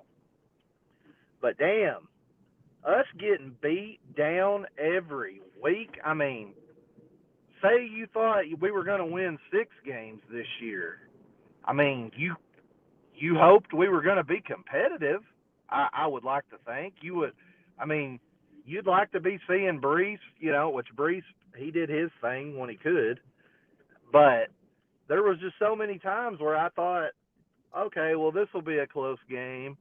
No, we get the shit beat out of us. And then the games that I thought we would win, we lost.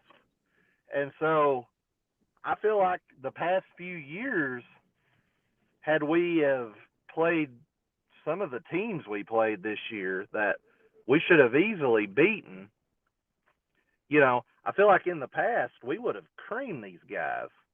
And anyway, it's just frustrating to me week in and week out to turn the game on. You know, I watch the whole game. I don't get up, leave when we're getting curb stomped, but I'm just like, it's really, really hard for me and my huge-ass pimple.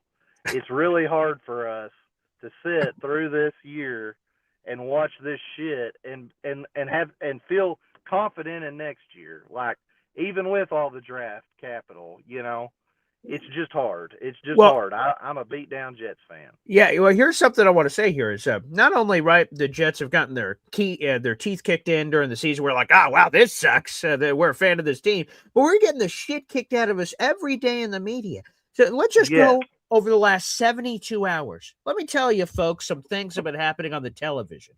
Cam Newton, former league MVP, said, hey, did you guys know that the Jets gave up on Sam Darnold? What a fucking piece of shit. What a terrible decision they made. They're terrible. I'm like, wait a sec. That was 5 years ago, man. What about the Vikings who just had him on a 14-win team? How about them? Do you want to throw something at them with their shitty J.J. McCarthy bullshit? You want to yell at them? But yeah, the Jets. Yeah, did you remember that the Jets 5 years ago were terrible and made that decision on Sam Darnold? Oh, no, I didn't realize that.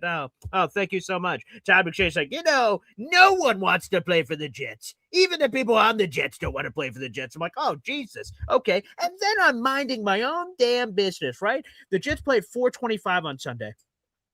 Watch the game, 7:30, do a post-game show for like an hour. And then, you know, it's all over. And I'm getting a cigarette. I don't smoke, but a metaphorical cigarette. Jesus Christ. And I put it in my mouth. I go to light it. And then Sunday Night Football's like, hey, do you want to know some trivia? I'm like, oh, all right, let's see some trivia. What is this fucking about? They're like, what quarterback this season went 14-3, had a 1,000,000% completion percentage, and had 75 touchdowns and no picks? And they're on the set going, oh, who the fuck is this? That doesn't make any damn sense. They're like, it's every quarterback that played the Jets this season.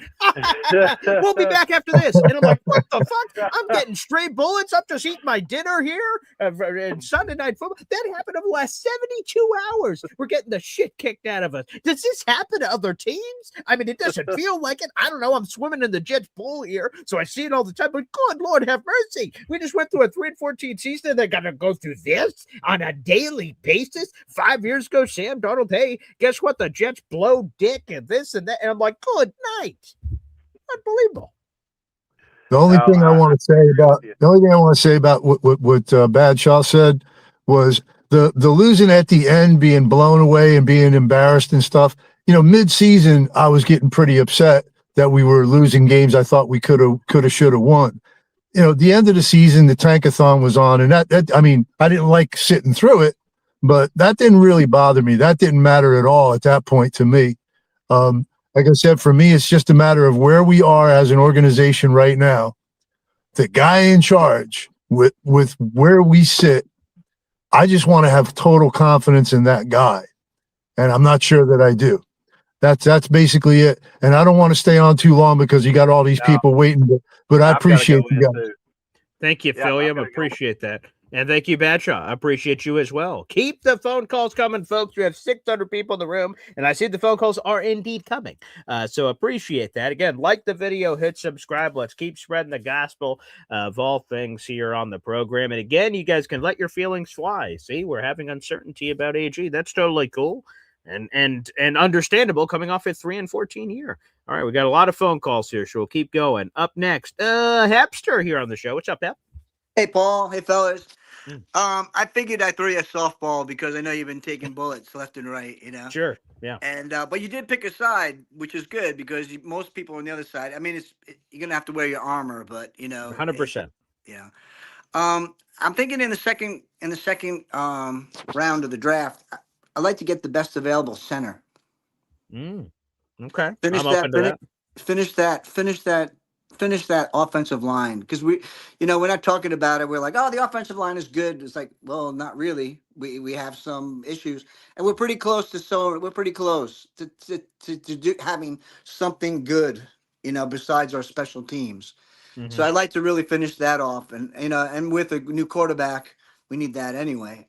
And if we can't get the quarterback, I think I'd like to get Love, and then that'll set us up for the following. Because I think Love is going to go in the top 10. He may. I hope we get lucky if we're sitting at 16 where we are right now, or even a mini trade up because we have 11 picks projected, and you could get Love and in theory your quarterback because I fully expect Dante Moore to come out. We'll see if that's true. But Moore and Jeremiah Love, what a infusion on offense. And then to your point, you could get a center. I would love to get Tyler Linderbaum in free agency, as so many people have talked about. Sure. And then now we're and draft a center too. Like you can't have enough guys. To be honest, for the first time in 14 years, the Jets had the same 5 starting offensive line all season. Folks, it had been 14 years. That seems unlikely to repeat. The same way that we had 0 interceptions, which is bonkers. Like, there's no way that happens again next year. So we're likely going to have a bump up. There's a positive and negative regression on things that happen that are unlikely, and they can flip the other way. So we're probably going to get a few more balls bounce our way. But on the offensive line thing, having depth is going to be important because I would love for it to happen again, but it seems unlikely they're going to have the same 5 rocking the whole year. So depth is going to be key. Yeah, I mean, especially because it's all about the offensive line is about gelling. It's about, the more you play together, the better you play as a single unit. Yeah. But that's about it. I feel for you with the arrows, but what are you going to do? You pick the side and you're sticking to it, and that's what you do. 100%. Yep, that's it. Hep, appreciate you, pal. And yes, and I want to make that perfectly clear. I'm not picking my side and saying, please don't throw things at me. Please don't. Bring it on, baby. It's like one of those people you go outside and say, smite me, God. Is that all you got? And then you get okay, just kidding. Whoa. But no, come on. If people got heat, they can bring heat. I don't mind. I'm cool. I've chosen my side. Choose your fighter. I've chosen my fighter. And we're entering the proverbial octagon. And if people have things to say, that's great. If people don't, great too. Whoever. Conversation is good. I think it's helpful. I think it's healthy. So let's go. Up next. Yes. We have the Don Tony Teflon. He's back, baby. Teflon all right. TV. All right. What's going on, baby? Let me go through some things and defend you and all your things because a lot of people, they're all wrong. All right. Number one, I will say this real quick. I got a chance to, when I was rapping back in the day, to rap Arturo Gatti to the ring for his last fight versus Carlos Boldemir. At that time, Wayne Corbett was walking him to the ring too. I met Wayne Corbett and I said to him, I said, Wayne, you know, that Super Bowl, that Denver, that series, that should have been our Super Bowl. I think about that all the time. And he looked at me and he said, I think about that every day, right?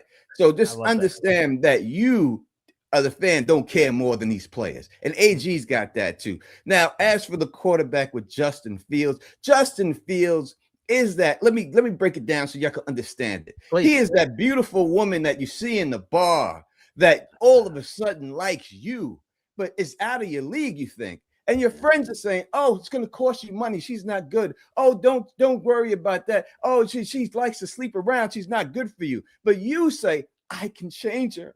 I can make her to a housewife. I can do it for me. You bring her home. The sex is great for a couple. Then you say, yes, I did. I did it. And then you find out she's sleeping with your friends and she ran your bank account up. And that's what happened here with Justin Fields. And it's not like it just happened to him.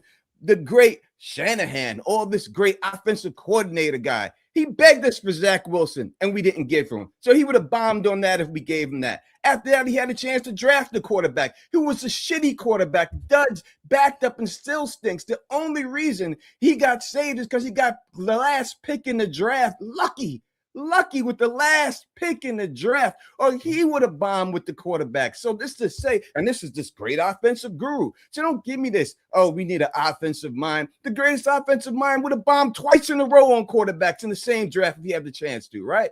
So don't give me all that stuff. Yeah, it's a crapshoot. You just don't know who is going to pan out. And as for all these people, when you look at this whole situation, I've heard it before. Let's fire the owner. Let's fire the coach. You know what I heard it in the New York Knicks? Oh, no one wants to play for the Knicks. Fire Dolan. Get him out of here. And then what happened? They brought in Worldwide West. We had RJ Barrett. We had Quickly. We had some young talent. And then Worldwide West trades them. Everyone goes, oh, no, you can't trade the future. But what did he do? He got picks.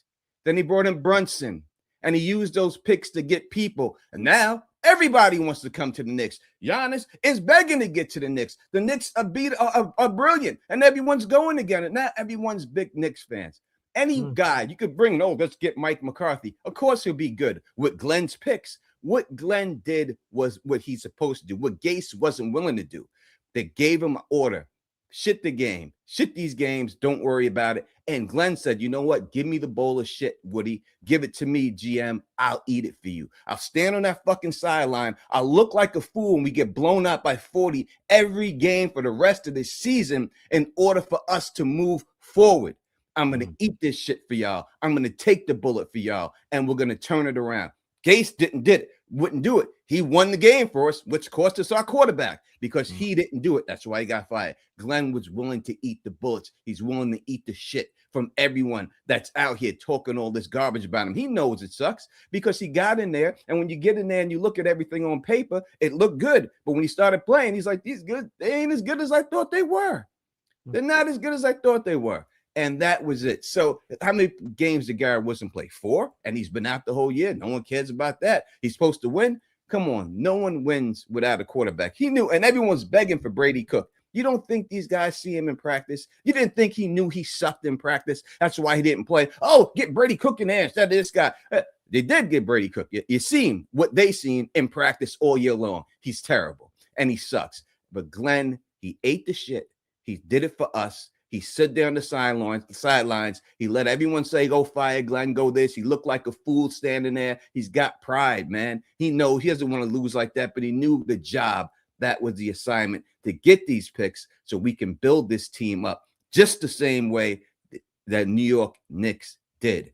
And that is what's going on. So all these Glenn haters talking about the bravado and everything. Were you saying the same thing when Rex Ryan came in here and he said, oh, I ain't going to kiss Bill Belichick's ring? Or did you bless his bravado? But now all of a sudden Glenn's got some, and now it's a bad thing. And as for Joe Domingo, I don't want to say this guy, bring in Rex. I remember that dude trying to run Rex out of town. Trying to run him out of town before. Okay, Rex, he stinks. Get him out of here. Now all of a sudden, Rex is the best thing. Oh, come on, man. This have one way. And when Glenn does turn it around, and when it does turn around, all these people who've been trying to get him fired and be like, well, I never said I wanted Glenn fired. I always wanted him to win. I just didn't know. I always wanted him to win. That's what you'll hear. And that's what's going to happen because this is the NFL. We could have beat teams with a shitty team. We could have beat Denver. We could have beat a bunch of these teams, and we had shit for a team. Once we get good pieces, watch what happens. We'll be able to beat these teams. There's no team that's in these playoffs. This is not the old Jerry Rice, San Francisco 49ers. This is not the Troy Aikman, Dallas Cowboys in this league right now. This is not those teams. We can get to where these teams are at very fast, and we will right after this draft and probably the next draft after that. So, Boy Green, keep doing what you're doing, buddy. You're on the right path. Don't let these people on the chat dissuade you. You're on the right path. You know what you're talking about. Everybody else, just calm down. Take it easy, man. It happens to the best of us. Well, we'll be back next year. Let's go, Jets. There he is, the Don Tony Teflon. People saying in the comment section, the call of the year. Well, we've only been 6 days into this year, but yes, number one. Wow. The passion, the Justin Fields' beautiful body of a girl at a bar. Yes, very vivid. Yes, that was quite an analogy there. Wow. The Don Tony Teflon. That was a spectacular caller. Yeah, look at all these. Great call from Jay Quest in here. Elite caller. Yes, good caller for sure. Lou B jumping on the train. Very nice. Okay, wow. All right, that was passionate. All right, the bar is set high for the next callers as we keep rolling on this train. All right, let's keep going. Up next is the man with the jet tattoo, a.k.a. Carl. Hey, Paul, how you doing? Man, I'll tell you what.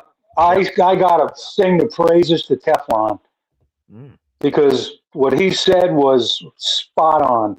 Yeah. I called you Sunday during the game, and I said the same thing. Let's give the guy a chance. This guy wasn't playing to win. He knew what the deal was. He knew after 7 games what the deal was. And you know what? How many people have failed the first time doing anything? People fail sometimes because they have to see the bigger picture. Mm-hmm. Okay? And I think he sees the bigger picture. He was given a load of shit and he tried to make something out of it. It didn't work. And he saw the writing on the wall. This is what we do. This is how we prepare for the future. And I'll say something else too. Sure. I've been a Jet fan. I've been a Jet fan a long time. I mean, I sit here every day surrounded by Jets, you know? Yeah. And I used to be like, when I was younger, I used to be like a lot of these younger callers. I used to get crazy. I used to throw shit. I used to pack everything up, put it in boxes. I used to put all my gear away. I couldn't stand it. And then I said to myself, you know what? That's not my life. Football season's over. I got a wife. I've got kids. I've got a life outside of this. Mm-hmm. Enjoy it. Enjoy it. There's 31 other teams. If it makes you that mad, pick one. Pick another one. Pick a good, jump on a bandwagon. Jump on a New England bandwagon. A famous man once said this. Okay. This is the business we chose. And we chose this, and we're going to keep chopping wood, turning our ship around. So buckle up over the offseason and be a Jet fan. All these guys, their shows I can't watch anymore because of their heads are going to explode. I mean, the screaming and forget about Joe Beningo. I can't listen to him anymore. He used to be one of my favorite guys. I can't listen to them anymore. I mean, who's going to listen? Who's listening to them except the callers that agree with them? Woody Johnson's not listening to him. Aaron Glenn's not listening to him. They've got a job, and they are going to do it. And you got to remember one thing. No one has a gun to your head. No one's making you be a Jet fan. This is the business we chose. And that's all I got to say. There he is, Carl. Wow. This is the business we chose. I love that line. Famous line. This is the business we chose. And these are the things that come with said business. Yes. Again, we have 600 people in the room. Like the video. That's a free way to contribute on YouTube. That gets this Jet show in front of other Jet fans out in the audience as we spread the gospel. Let me do another quick gander here. Let me see what we're at. We are 7 subscribers away from 8,280. So join the growing army, baby. 7 away from 8,280. That would be terrific. Jake Asman. Boy Green for life, a man revered by all. I think we're about to go to a caller that does not revere me in that way, Jake. So park your keister. I think I know where this is about to go. But appreciate the super chat, buddy. Wow. No. I think this is about to go in a different direction, Jake, which, by the way, shout out to Jake. Now 2 raffle tickets to our contest, and let's go to him. He's a man that was sending in many super chats earlier on a different side of the fence. And let's go to him. He is sorry for MVP. Vinny, gracious. Oh, there he is. Look at that beautiful beard. What's up, Vinny? BG? What's up, man? Hey, yours was about this long, not too long ago. You know, my fiance yesterday, It'll be back. Yesterday she did this weird hand thing where she went, huh. I was like, what does that mean? She went, that was the beard he used to have that I loved. And then she walked away. I went, oh, Jesus. So, yeah, I'm still in the doghouse there. Got to work on that, getting it back, Vinny. But, yes. Hey, due time, man. Due time. Hey, by the way, I love you, brother. You know that, man. You're one of my baby. You, along with Jake Asman, y'all are my therapists when it comes to this godforsaken football team. Which, by the way, you guys act like I don't want them to win. Just because I'm on the other side with Glenn doesn't mean I don't want them to win next year. Because he's going to be the coach. I'm not naive. I'm not stupid. He's going to be the coach unless Woody does something crazy in a week.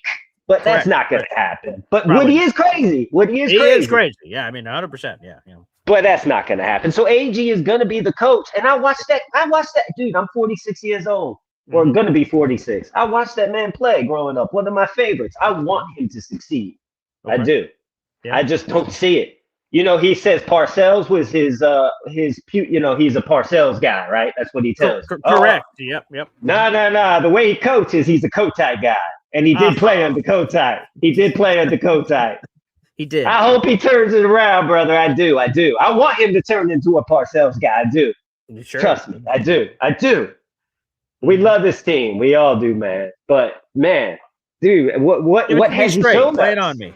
Yeah. Hey, ask me this: are you proud to be a Jet fan? Okay. Yeah, let me remember. Remember when he asked that? Remember when he said that? And then he backtracked it and said, well, I didn't say when.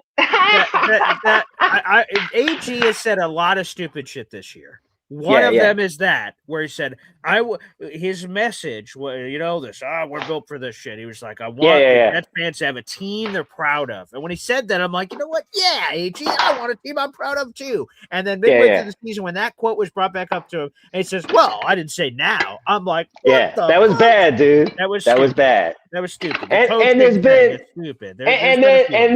And then calling out the players on Sunday for not giving effort, then backtrack. There's been a lot of backtracking. Yeah, that was bad too. There's been a lot of backtracking, which makes sense. He's a corner, and let me tell you, all his life. So yes, did you see him? Did you see him at the presser after the game this past Sunday? And I watched you on. Hey, I watched you on the play-by-play, brother. Awesome job. Thank you, brother. Yes.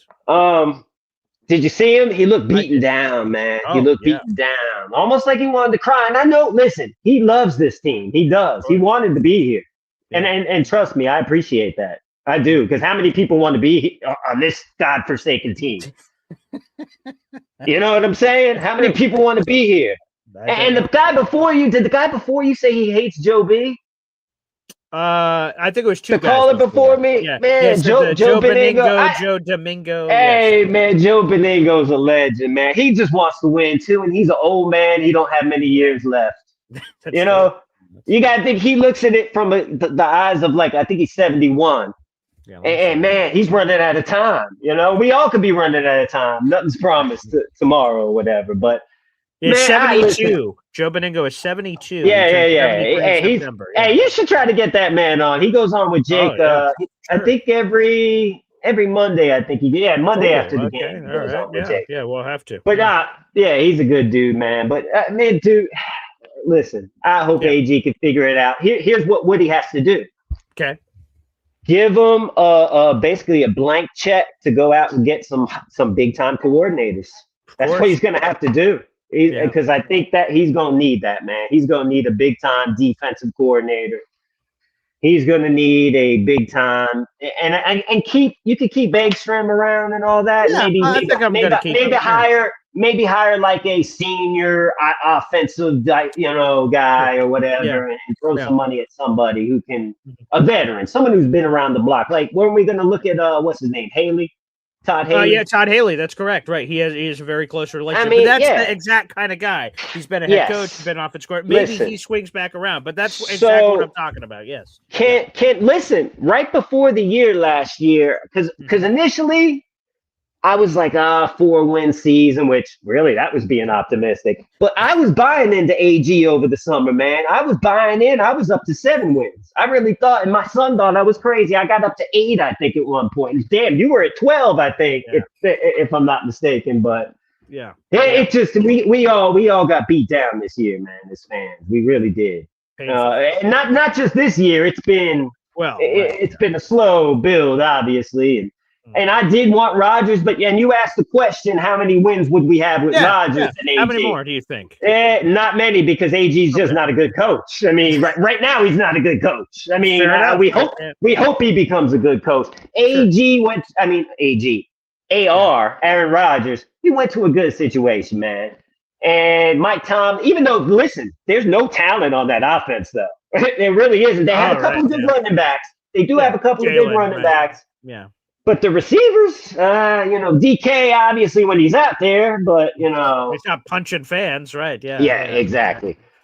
But I think maybe Rodgers might be in Minnesota next year. What do you think about that? I agree.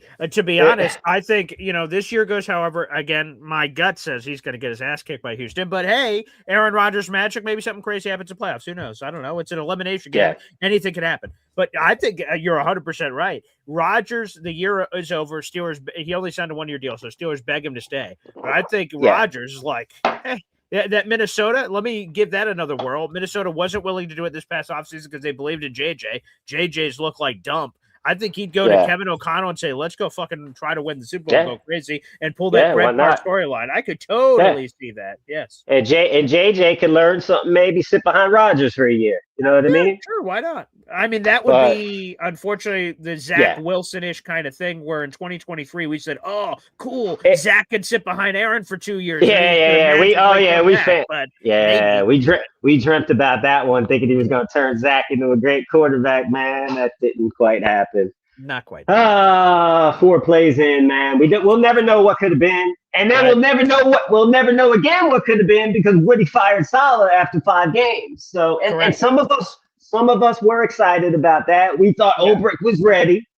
He wasn't ready, man. All right, BG, you do a great job, brother. And Jake Asman, I see him chiming in all day. He does a great job too. Both you guys, man, I love y'all, and we love this team. We want them to figure out one way or another. We don't have faith in AG, but I'm gonna hope he turns it around, man. Fair enough. Vinny, appreciate the call, brother. And I'm glad that we were able to properly represent that. I've been categorizing a lot of the people on the other side unfairly, perhaps, that, hey, you got some of you out in the audience want AG fired, and that you're hoping that you're going to be right. And again, I want to categorize it. That's obviously not everyone. Vinny just said it himself. He's on the other side, but he wants to be wrong. He wants AG to prove him wrong. I do think there are some people on the audience that will be rooting for AG's failure and will bask in it next year if AG inevitably gets fired because he's not the guy. People are like, see, I was right. Look, AG sucks. And I hope that sort of championing isn't happening because, of course, we hope that AG turns it around. So But appreciate the honest conversation. Hey, comments on both sides. So shout out to Vinny, aka Sorry for MVP. He's been the MVP with all the super chats today. Thank you for supporting the show. Appreciate it. All right, let's go back to the phone lines here. Up next is Frankie. BG, I think you need to do some meditating before you start your show. Yeah, that's true. I haven't done that in many years. Meditation is very cathartic, a very soothing experience. Yeah, I do it first thing in the morning and then later in the day. It helps me out. Okay. Helps my anger management, especially when I got to watch this team play. that's true. Yeah.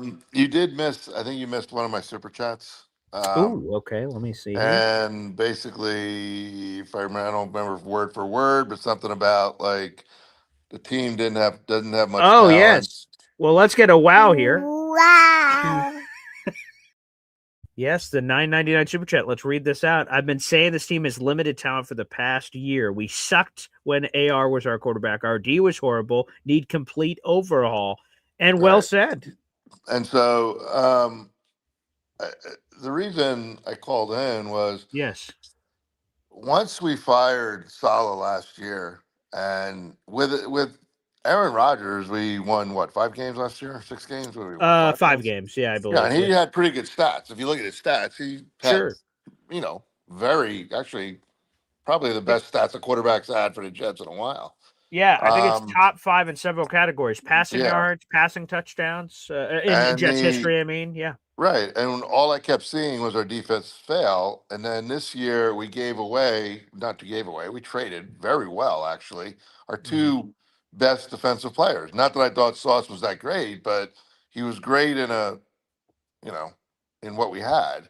Okay, he was the best we had, but I know I personally was never a big Sauce fan, but he was still one of our top players. And Quentin, he was our best lineman. This team's not going to be good until we turn over the defense.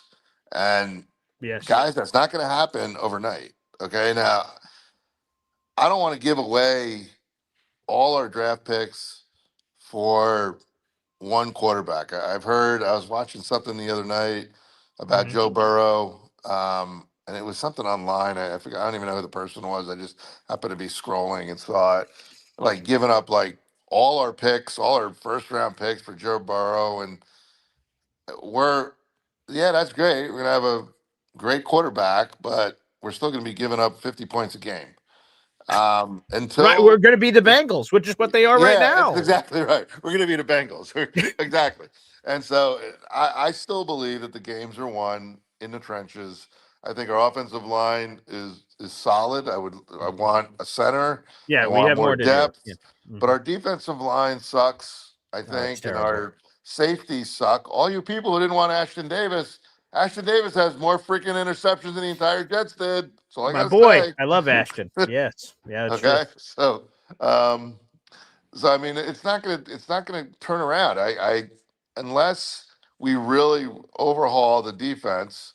Oh, by the way, the defensive coordinator of Dallas Cowboys just got fired. I don't know if you saw that. Yeah, I did not. But let me just make this clear. No. Yeah, thank we don't you. want Because the constant Jet thing is anyone gets cut, we all go right. Yeah. Maybe.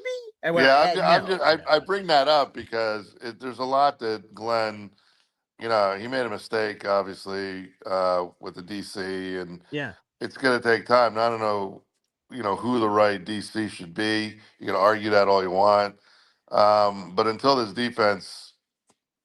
get some talent on his defense, and we, patch a few holes on the offense, I'm not expecting this team to go win 12 games next year.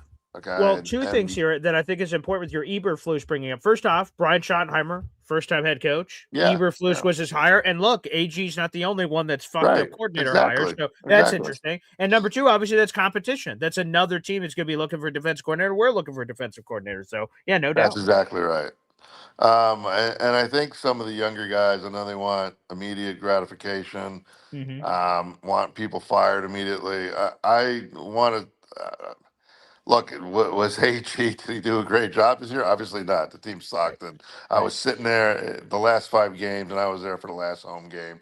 Right. being down 21-0 in the first quarter is no fun. I mean, it just sucks. Especially to a rival you hate. That's embarrassing. Yeah, They're making exactly. jokes. Vrabel Yeah. and Drake May are laughing on the sideline. That pisses me off. And I hope it pisses the team off. I hope they see, like, they got trounced inside the division. They lost every game by like 20, Every game. average by 20 points. Like, that's disgusting. It was AG horrible. said, right, our path to the playoffs, and this is a true statement. The Jets just haven't done it in 24 years or whatever. But like, the division is your clearest path to the playoffs. Who gives a shit about seeding or 5, 6, 7? You win your division, guaranteed home playoff game. Yeah. It's going through your division. Easier said than done, of course, with how our division stacks, but that's it. And the Jets were completely non-competitive in the division. So that's another place where it starts. But I agree, it's with your defensive stuff, money, picks, everything. If they don't change that, they're just going to, instead of losing games 13-6, we're losing at 50-40 or something, which would be more exciting, but I'd still prefer wins. I would too. The last thing I want to mention is this whole sir. draft and people saying, well, they're not going to come out because they don't want to come. I mean, they're going to come out. Dante Moore is going to make a decision based on money. Okay, don't kid yourself. He's not stupid. His parents aren't stupid, or his advisors aren't stupid. He's going to look at it, see how far he goes in the playoffs, and then figure out, okay, what's my ceiling? What's my, how much am I going to get? Do I need to develop more? If I stay, what's my draft look like next year? That's how he's going to make that decision. Okay. Right. And it's what, $40-50 million if he comes out, if he's taken That's what by I mean. us It or is the Raiders. instantly, right? These rookie contracts, for those who don't know, now they're different than they used to be, let's say, 20 years ago when Matt Ryan was getting a deal from the Falcons with $72 million fully guaranteed. So the contracts or Jamarcus Russell is a good example, captain fucking Raiders over there, right? He got like $100 million or some insane. They used to give him buco bucks coming out. They still got a very good money. He's going to get, if Dante Moore comes out, he's getting $50 million. Yeah. And it's guaranteed outside of him, like, hitting a nursing home with a car, and then it's like he gets some crazy scandalous disaster. Outside of something like that, he's getting his money. So we're talking about like $50 million versus whatever he's going to get in college, which is going to come nowhere close to that. Right, and they're going to make that decision based on the money. So I'm not really worried about that. What I am worried about is who we bring in to mentor either Mendoza or Moore. Okay. And if I hear anybody else, if I hear one more person say Malik Willis or Kyler Murray, I'm going to jump off my fucking balcony. Okay. We need a veteran. Okay. We need someone who's willing to, yes, play, win, but also have the ability to mentor. I like Kirk Cousins, to be honest with you. I think he's the type of person that would do that.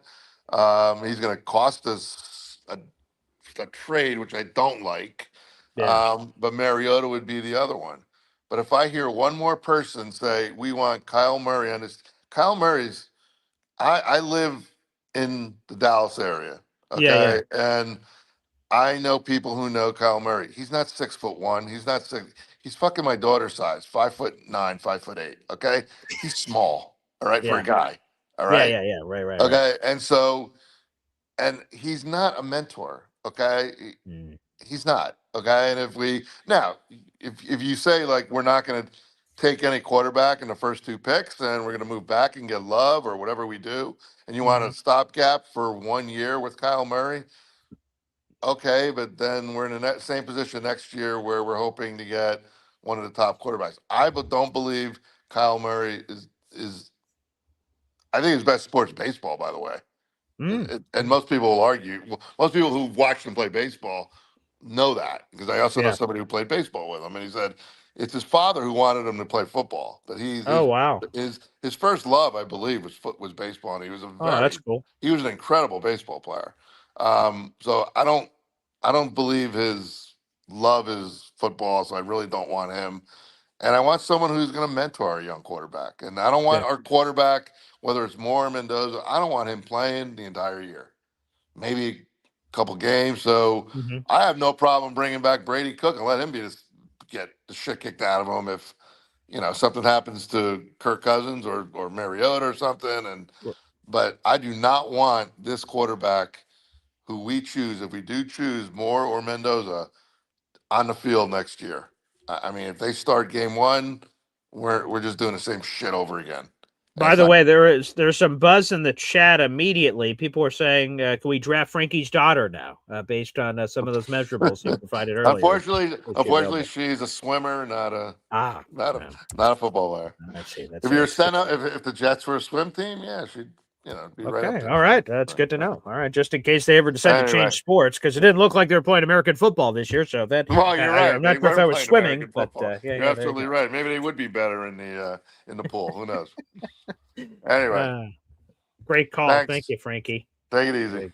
There he is, and a great super chat again. Thank you so much to the super chat. Thank you. Also, and apologies to Frankie. If any of you send a super chat in that I don't address, that I seem to skip over, totally let me know. I'm blessed that we had a cajillion super chats today. Thank you guys so much for the support. I never want to miss one. So if I ever miss one, call in and yell at me or scream it in the comment section. I'll try to see it and go back and find it if somehow we have any of those issues. Again, 600 people in the room. Like the video, hit subscribe. We're only a couple subscribers away from 8,280. So hit that subscribe button, folks. We've got 600 people in the room, and 200 of those are on YouTube. Thank you very much. The only thing is on like a Brady Cook thing, as much as I'm sure he enjoyed getting the shit kicked out of him this year, I want the Jets, if it's possible, to have two notable veterans. Again, we brought it up. So let's use Frankie's example. Kirk Cousins and Jameis Winston, if we trade for Jameis or something, or trade for Kirk, or if he gets cut and becomes free. Like, I want a viable guy because I'd like to try to win games next year while Dante Moore is marinating. I don't want to win, and I'm not saying Frankie does, but I'm just saying I don't want to win 3, 4, 5 games next year. Hopefully we're in the competitive side. Again, we're 6-6 and we're fighting for something like that. That's sort of the waters I want to be swimming in next year. But again, we don't even know who the hell our quarterback is, so it's impossible to prognosticate what we think the Jets are going to do or not going to do. Oh, they're definitely going to lose, or they're definitely going to win. Who knows? We don't know who their quarterback is.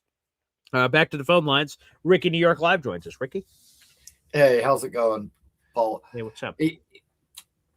I was going along with most of that call until he got to give me Brady Cook again. Like, like I can't go, dude. Oh man, I just want to finish a year without a Brady Cook or a Tim Boyle or somebody like that finishing the year for us. Like, right, and please don't listen to that Vinny guy. You don't need Joe Flamingo coming in here and ruining our vibe.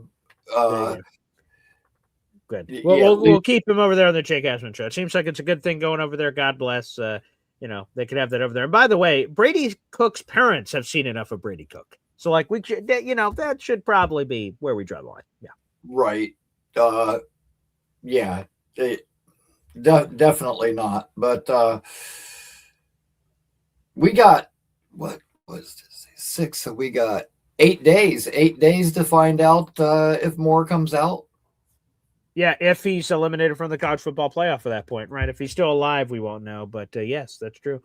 Do you think what's your college football take? Is Indiana beating Oregon? You think again? Yeah. Okay, there you go. Then we will know by our 14th date. Yeah, that'd be good. Yeah, I mean, honestly, I think they're going to go. I think they're going to go all the way. And nice. Friday night, by the way, for those asking, Friday night is Oregon, Indiana at 7:30. So there you have it.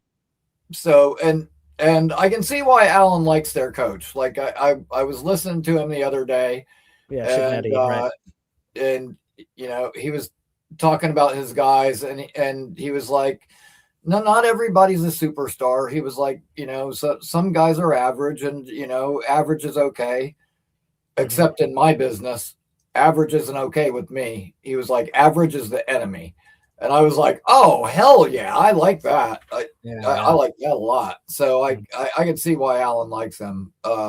Sure. But you know what? Aside from the fact that,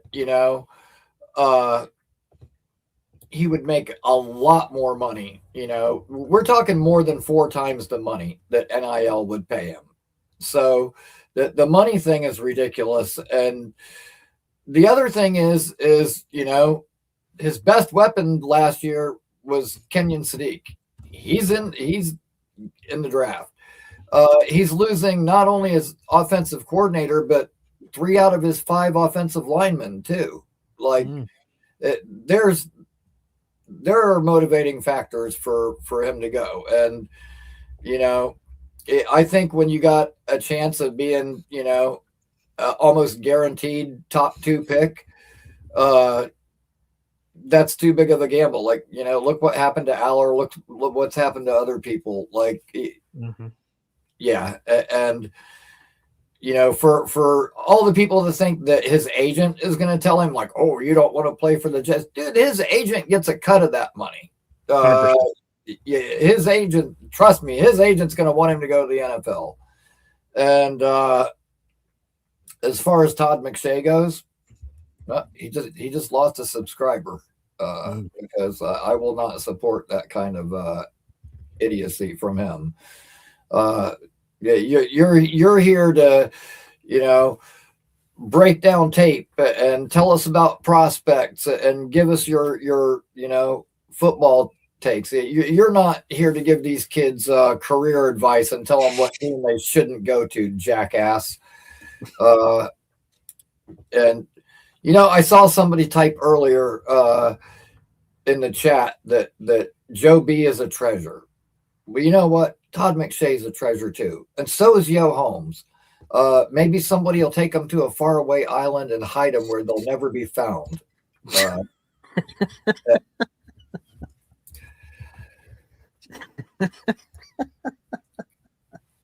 At any rate, listen, I no one hopes more than me we get this thing turned around. Dude, I do got some new AG fucking t-shirts. You think Jake would get on board if I sent him one? I don't know if on board is the phrase I would use, but maybe. I'm thinking about it. That would be hilarious. I wonder if, that'd be good to see it on the show. Yeah. Yeah. Dude, you know what? Anybody, I don't know. I just. And by the way, for quick clarity, I see Frankie's in here. Said, by the way, when I said Cook, I meant as a third stringer practice squad, not the direct backup. So fair enough. Okay. In place of, like, he'd rather put Brady Cook's body out there than Dante Moore going out too early. So I understand what you mean, Frankie. Thank you for the clarity. Right on. I just don't get. I mean, I know that we had a disappointing season, and criticism is fair. I'm never going to fault somebody for, having their own opinion. However, like when it's already been confirmed that Glenn is coming back, to still be sitting there going, oh, fire Aaron Glenn. I want to get my way. Like, really? What are you doing? Like, now you're just wasting time and energy. Like, let's try to think about things that will help this team get better. Like, let's be positive and look forward, because you know what? It doesn't matter if you like AG or not. He's here.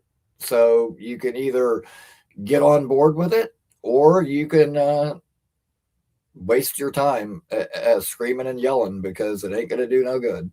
So, hey, here's a good super chat coming in. This is from Devin, DIY for life. Wow. He says, do it, Ricky. Jake loves AG. And when we were kids and we used to like a girl, we'd bully the shit out of her. I don't know why that's in our Neanderthal caveman ideology. But we'd pick on her. She's like, what is wrong with this guy? And that was our way of telling her, we like you. Maybe that's what Jake's saying about Aaron Glenn, that he's so much on his mind constantly on a day-to-day basis that really, hate is a passionate emotion, just like love. Love is passionate, so it's hate. So you know what? Maybe it's really just love is what's happening here. I don't think so, but that's worth a try. Sure, Yeah. Listen, man, I'm just messing around when I say that, and dude, Jake's my guy. Yeah, of course. I like Jake. And unfortunately, we're on different sides of the coin when it comes to AG. But, hopefully we'll go through this free agency and draft process, and we'll bring in some more AG type guys, and this thing will start getting turned around. And, I guarantee you, yeah, when Glenn goes out, and win 6-7 games next year, and then we win 10 the following year, Jake and everybody else will probably get on board. I think so. Because winning cures all. No And doubt. that's it, you know. We just want results, you know. It's crazy to me, like how personal it seems to have gotten with the AG thing, and I get it, you know. He did come out kind of loud, and then this, but he was always like that. Like he was like that when he was a player. Like, right, that's authentically him. Whether you like it or not, we could talk about that. But right, that it seems to be authentically him. Yeah.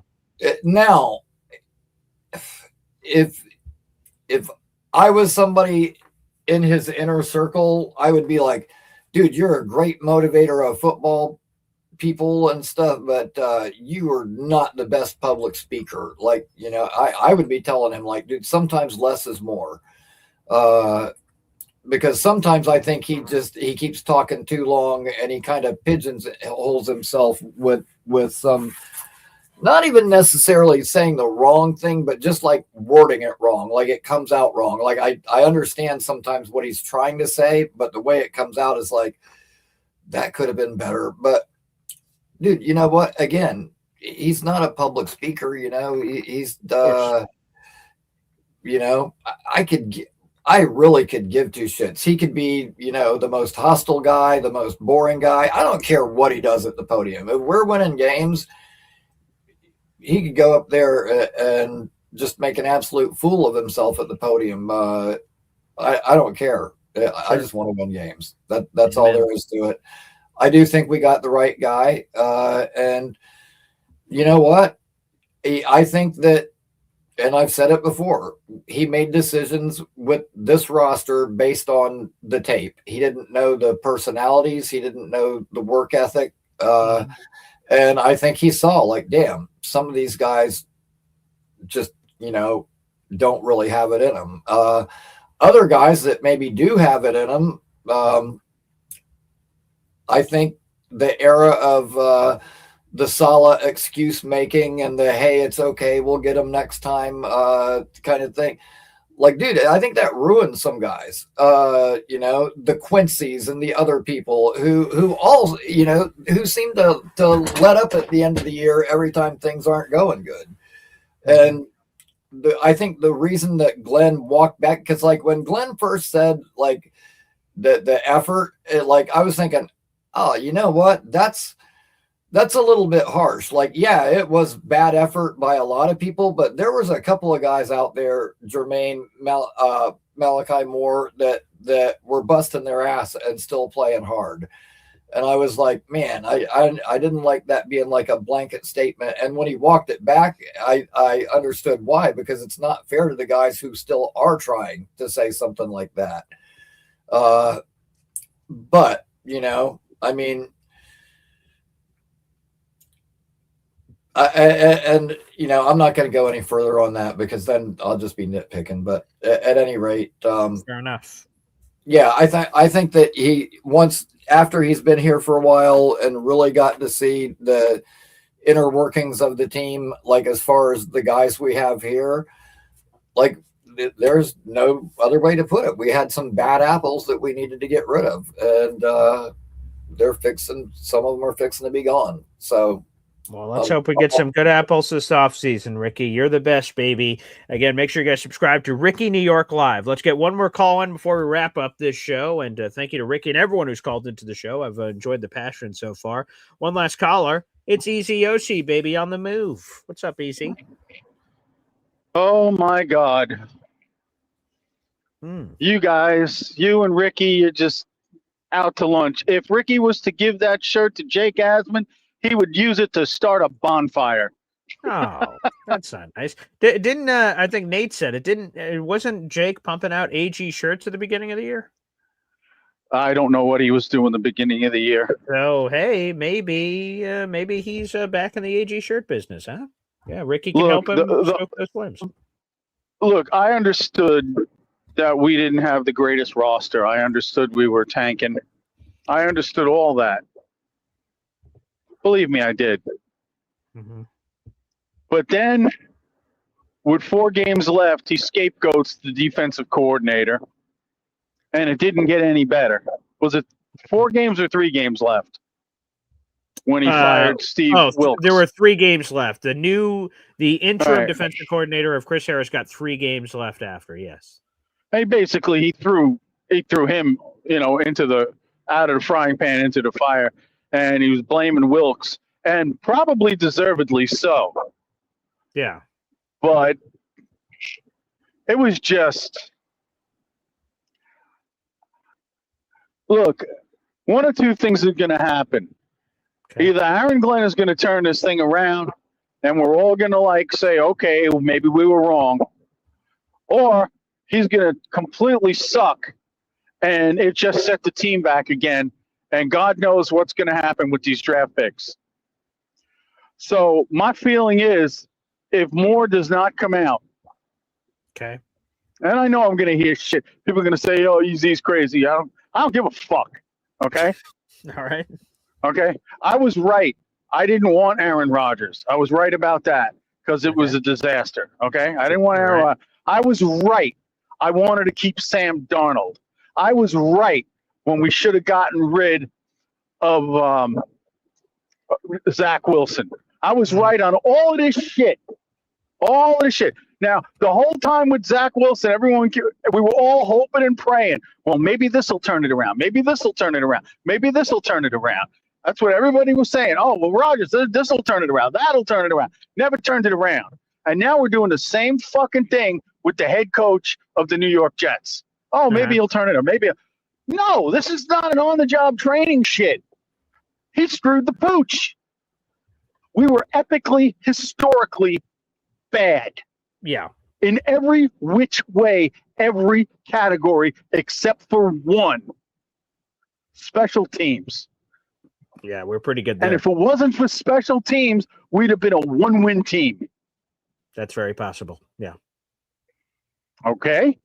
Now, I am going to ask the question that Jake Asman has asked. Okay. What did Aaron Glenn do good this year?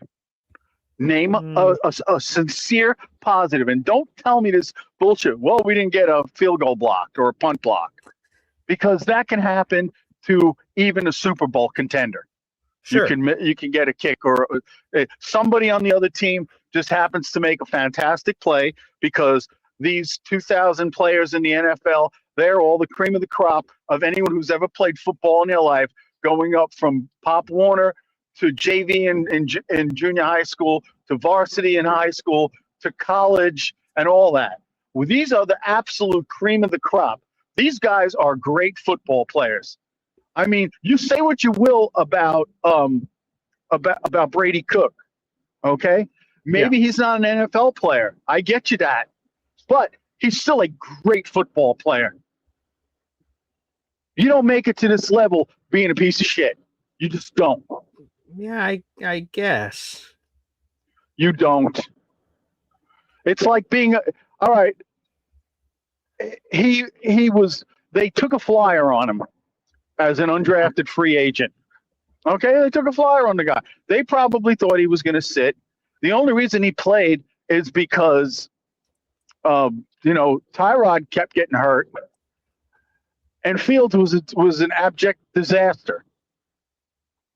Okay? Now, even I was fooled. Remember, we had these conversations. I said, maybe you're right. Maybe he's got upside. Maybe he's the only one out of these guys that had upside. Because all these other players, like we talked about, we already knew their upside and their downside.